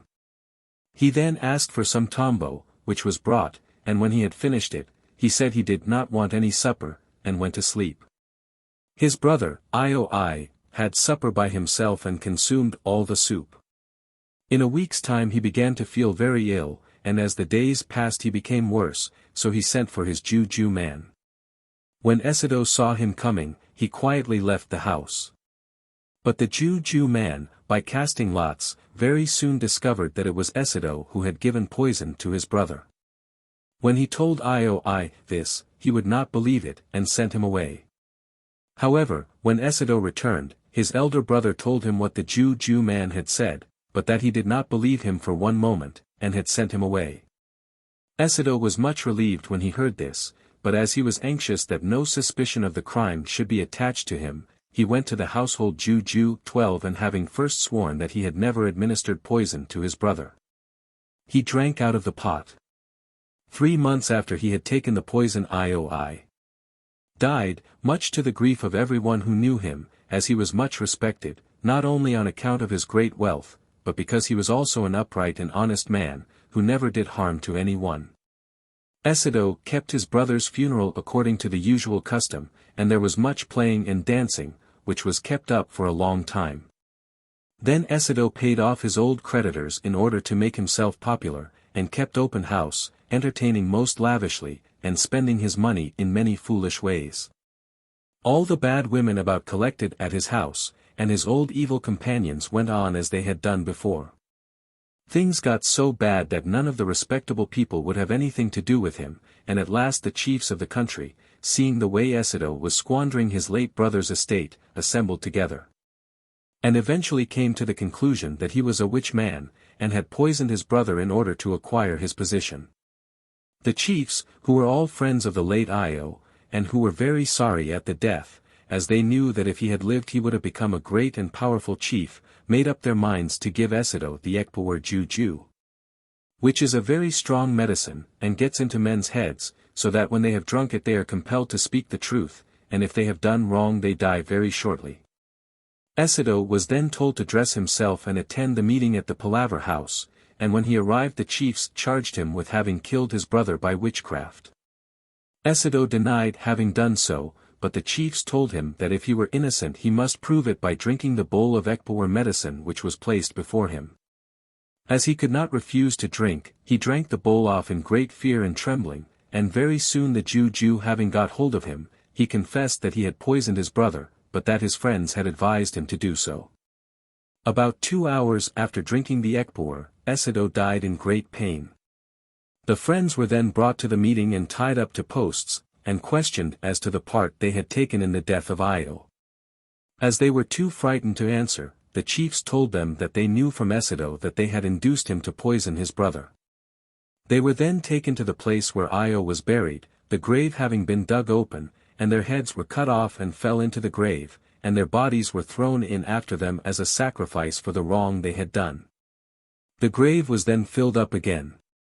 Ever since that time, whenever anyone is suspected of being a witch, he is tried by the Ekpawar juju.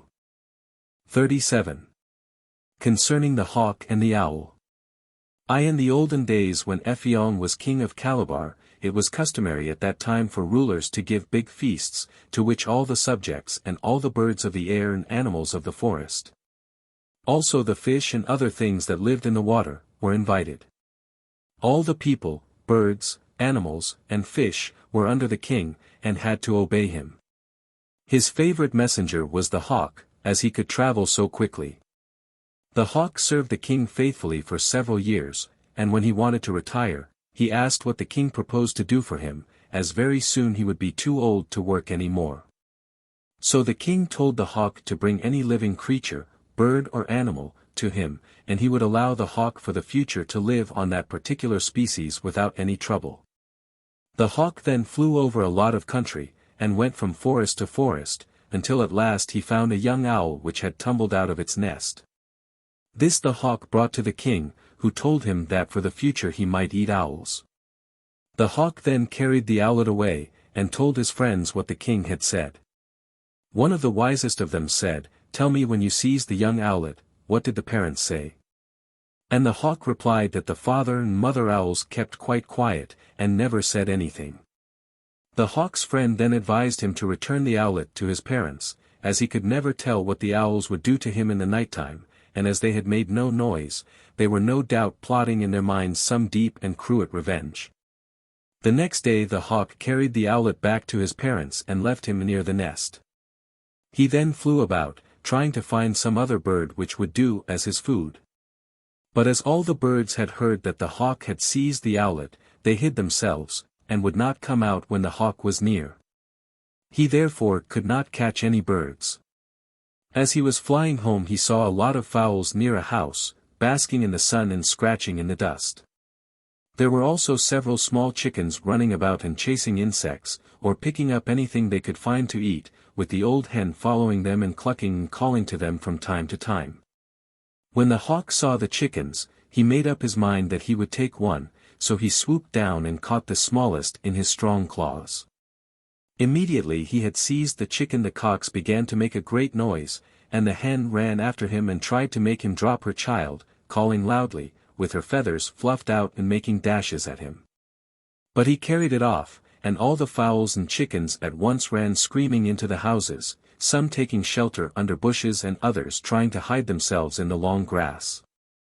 He then carried the chicken to the king, telling him that he had returned the owlet to his parents, as he did not want him for food, so the king told the hawk that for the future he could always feed on chickens. The hawk then took the chicken home, and his friend who dropped in to see him, asked him what the parents of the chicken had done when they saw their child taken away. So the hawk said, "They all made a lot of noise, and the old hen chased me, but although there was a great disturbance amongst the fowls, nothing happened." His friend then said as the fowls had made much palaver, he was quite safe to kill and eat the chickens, as the people who made plenty of noise in the daytime would go to sleep at night and not disturb him, or do him any injury.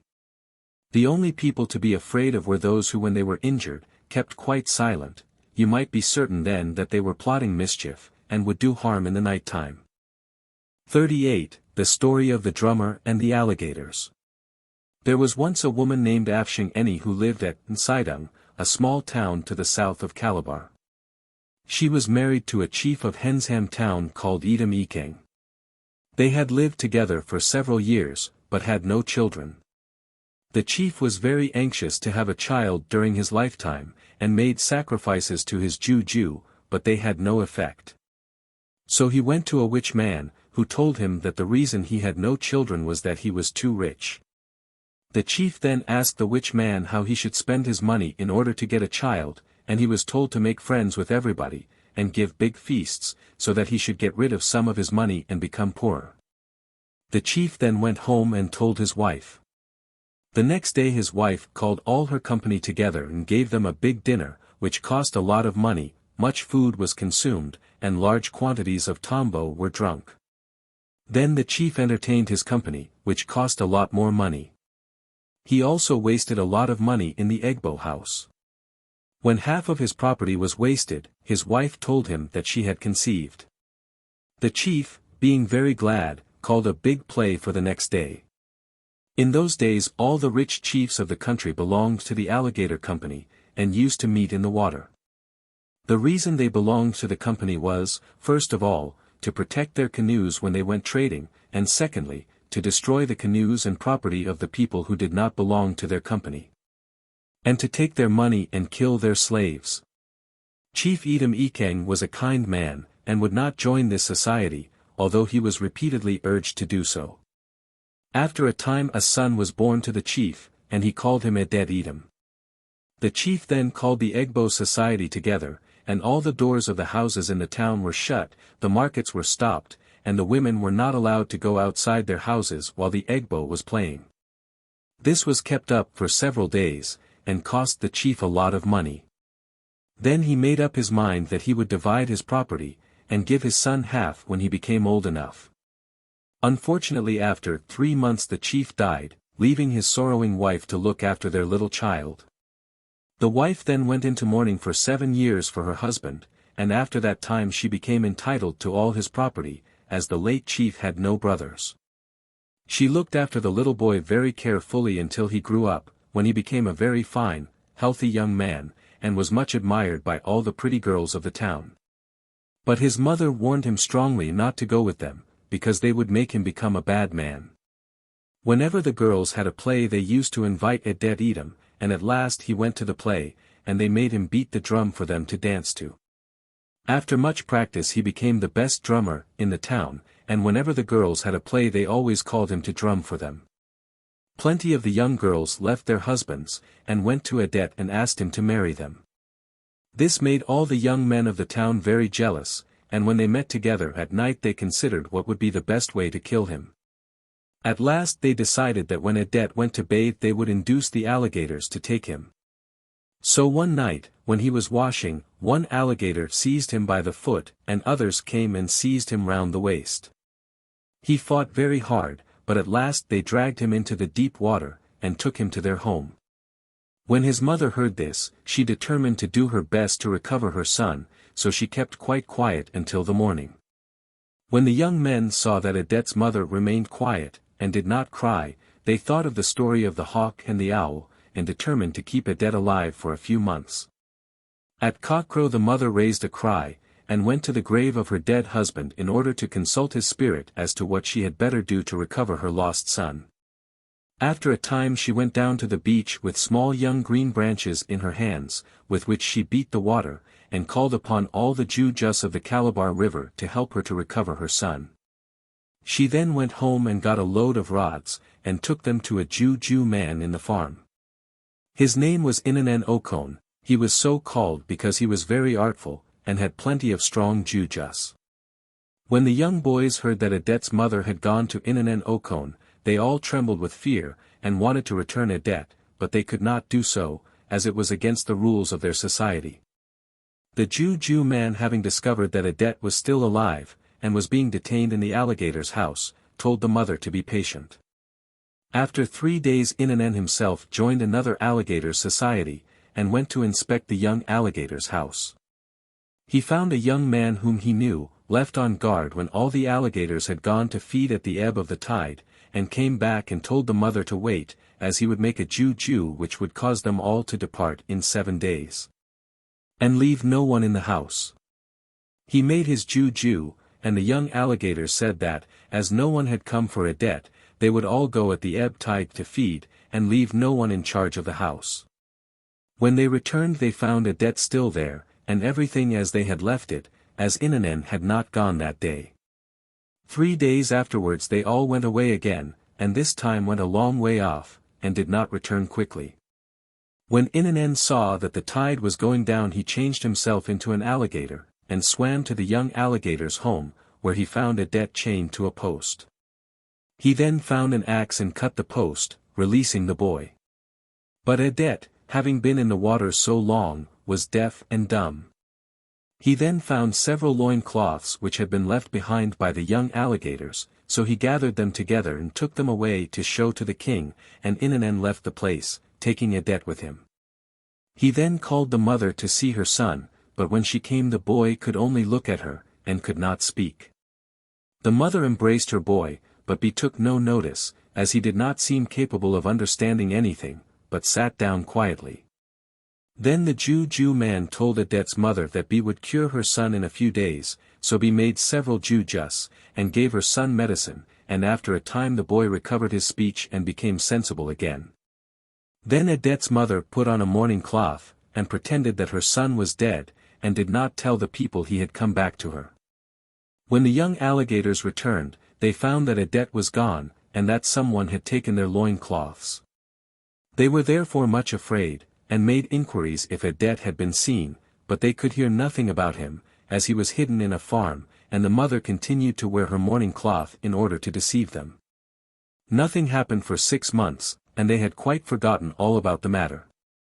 Affiong, the mother, then went to the chiefs of the town, and asked them to hold a large meeting of all the people, both young and old, at the palaver house, so that her late husband's property might be divided up in accordance with the native custom, as her son had been killed by the alligators.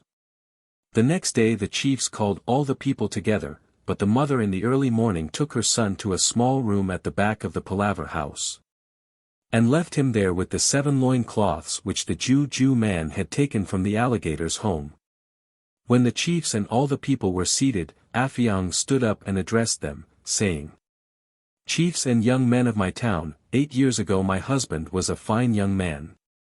He married me, and we lived together for many years without having any children. At last I had a son, but my husband died a few months afterwards.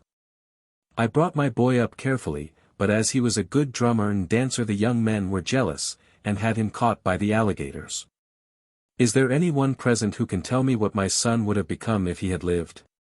She then asked them what they thought of the alligator society, which had killed so many young men.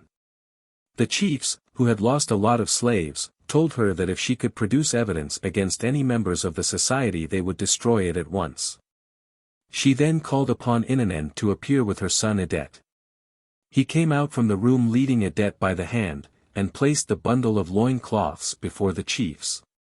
The young men were very much surprised when they saw Adet, and wanted to leave the palaver house. But when they stood up to go the chiefs told them to sit down at once, or they would receive 300 lashes. They then sat down, and the Juju man explained how he had gone to the alligator's home, and had brought Adet back to his mother. He also said that he had found the 7 loincloths in the house, but he did not wish to say anything about them, as the owners of some of the cloths were sons of the chiefs.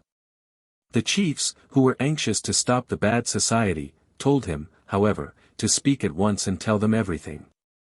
Then he undid the bundle and took the cloths out one by one, at the same time calling upon the owners to come and take them. When they came to take their cloths, they were told to remain where they were, and they were then told to name their company. The 7 young men then gave the names of all the members of their society, 32 in all. These men were all placed in a line, and the chiefs then passed sentence, which was that they should all be killed the next morning on the beach. So they were then all tied together to posts, and 7 men were placed as a guard over them. They made fires and beat drums all the night. Early in the morning, at about 4 a.m., the big wooden drum was placed on the roof of the palaver house, and beaten to celebrate the death of the evildoers, which was the custom in those days. The boys were then unfastened from the posts, and had their hands tied behind their backs, and were marched down to the beach. When they arrived there, the head chief stood up and addressed the people. "This is a small town of which I am chief, and I am determined to stop this bad custom, as so many men have been killed." He then told a man who had a sharp machete to cut off one man's head. He then told another man who had a sharp knife to skin another young man alive. A third man who had a heavy stick was ordered to beat another to death, and so the chief went on and killed all the 32 young men in the most horrible ways he could think of. Some of them were tied to posts in the river, and left there until the tide came up and drowned them. Others were flogged to death. After they had all been killed, for many years no one was killed by alligators, but some little time afterwards on the road between the beach and the town the land fell in, making a very large and deep hole, which was said to be the home of the alligators, and the people have ever since tried to fill it up, but have never yet been able to do so. 39. The Nsasak bird and the Odudu bird. A long time ago, in the days of King Adam of Calabar, the king wanted to know if there was any animal or bird which was capable of enduring hunger for a long period. When he found one, the king said he would make him a chief of his tribe. The Nsasak bird is very small, having a shining breast of green and red. He also has blue and yellow feathers and red round the neck, and his chief food consists of ripe palm nuts. The Odudu bird, on the other hand, is much larger, about the size of a magpie, with plenty of feathers, but a very thin body. He has a long tail, and his coloring is black and brown with a cream-colored breast. He lives chiefly on grasshoppers, and is also very fond of crickets, which make a noise at night. Both the Nsasak bird and the Odudu were great friends, and used to live together. They both made up their minds that they would go before the king and try to be made chiefs, but the Odudu bird was quite confident that he would win, as he was so much bigger than the Nsasak bird. He therefore offered to starve for 7 days. The king then told them both to build houses which he would inspect, and then he would have them fastened up, and the one who could remain the longest without eating would be made the chief. They both then built their houses, but the Nsasak bird, who was very cunning, thought that he could not possibly live for 7 days without eating anything. He therefore made a tiny hole in the wall, being very small himself, which he covered up so that the king would not notice it on his inspection. The king then came and looked carefully over both houses, but failed to detect the little hole in the Nsasak bird's house, as it had been hidden so carefully. He therefore declared that both houses were safe, and then ordered the 2 birds to go inside their respective houses, and the doors were carefully fastened on the outside.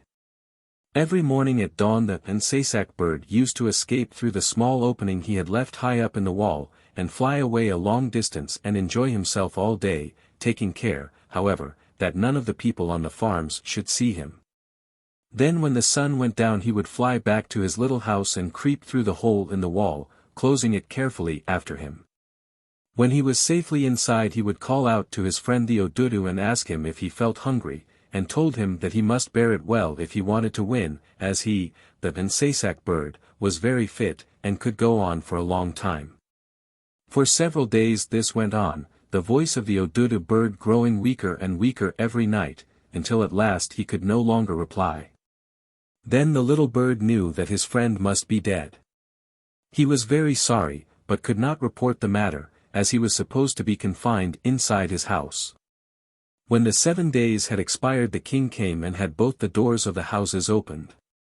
The Nsasak bird at once flew out, and, perching on a branch of a tree which grew near, sang most merrily. But the Odudu bird was found to be quite dead, and there was very little left of him, as the ants had eaten most of his body, leaving only the feathers and bones on the floor.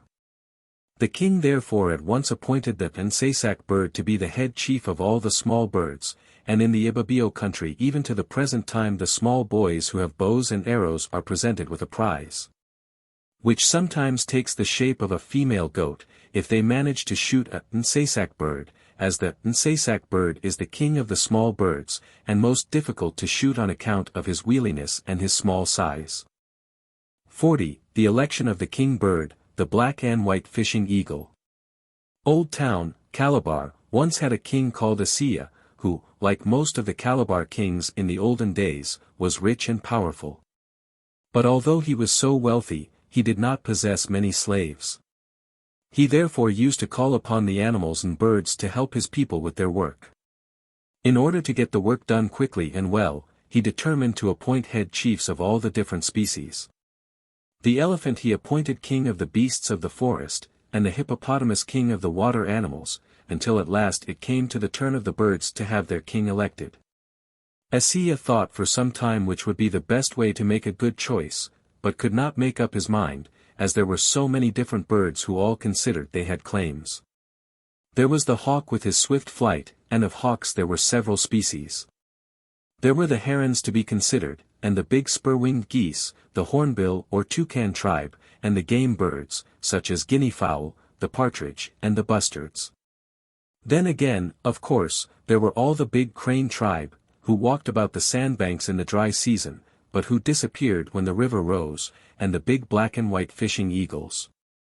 When the king thought of the plover tribe, the seabirds, including the pelicans, the doves, and the numerous shy birds who live in the forest, all of whom sent in claims, he got so confused, that he decided to have a trial by ordeal of combat, and sent word round the whole country for all the birds to meet the next day and fight it out between themselves, and that the winner should be known as the king bird ever afterwards.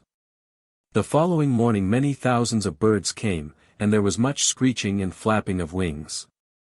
The hawk tribe soon drove all the small birds away, and harassed the big waders so much, that they very shortly disappeared, followed by the geese, who made much noise, and winged away in a straight line, as if they were playing, "Follow my leader."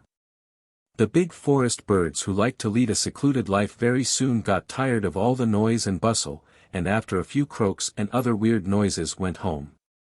The game birds had no chance and hid in the bush, so that very soon the only birds left were the hawks and the big black and white fishing eagle, who was perched on a tree calmly watching everything. The scavenger hawks were too gorged and lazy to take much interest in the proceedings, and were quietly ignored by the fighting tribe, who were very busy circling and swooping on one another, with much whistling going on. Higher and higher they went, until they disappeared out of sight. Then a few would return to earth, some of them badly torn and with many feathers missing.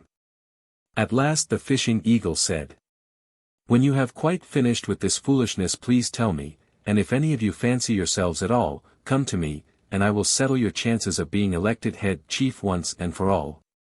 But when they saw his terrible beak and cruel claws, knowing his great strength and ferocity, they stopped fighting between themselves, and acknowledged the fishing eagle to be their master. Essido then declared that Ituen, which was the name of the fishing eagle, was the head chief of all the birds, and should thenceforward be known as the king bird. 13. From that time to the present day, whenever the young men of the country go to fight they always wear 3 of the long black and white feathers of the king bird in their hair, 1 on each side and 1 in the middle, as they are believed to impart much courage and skill to the wearer. And if a young man is not possessed of any of these feathers when he goes out to fight, he is looked upon as a very small boy indeed.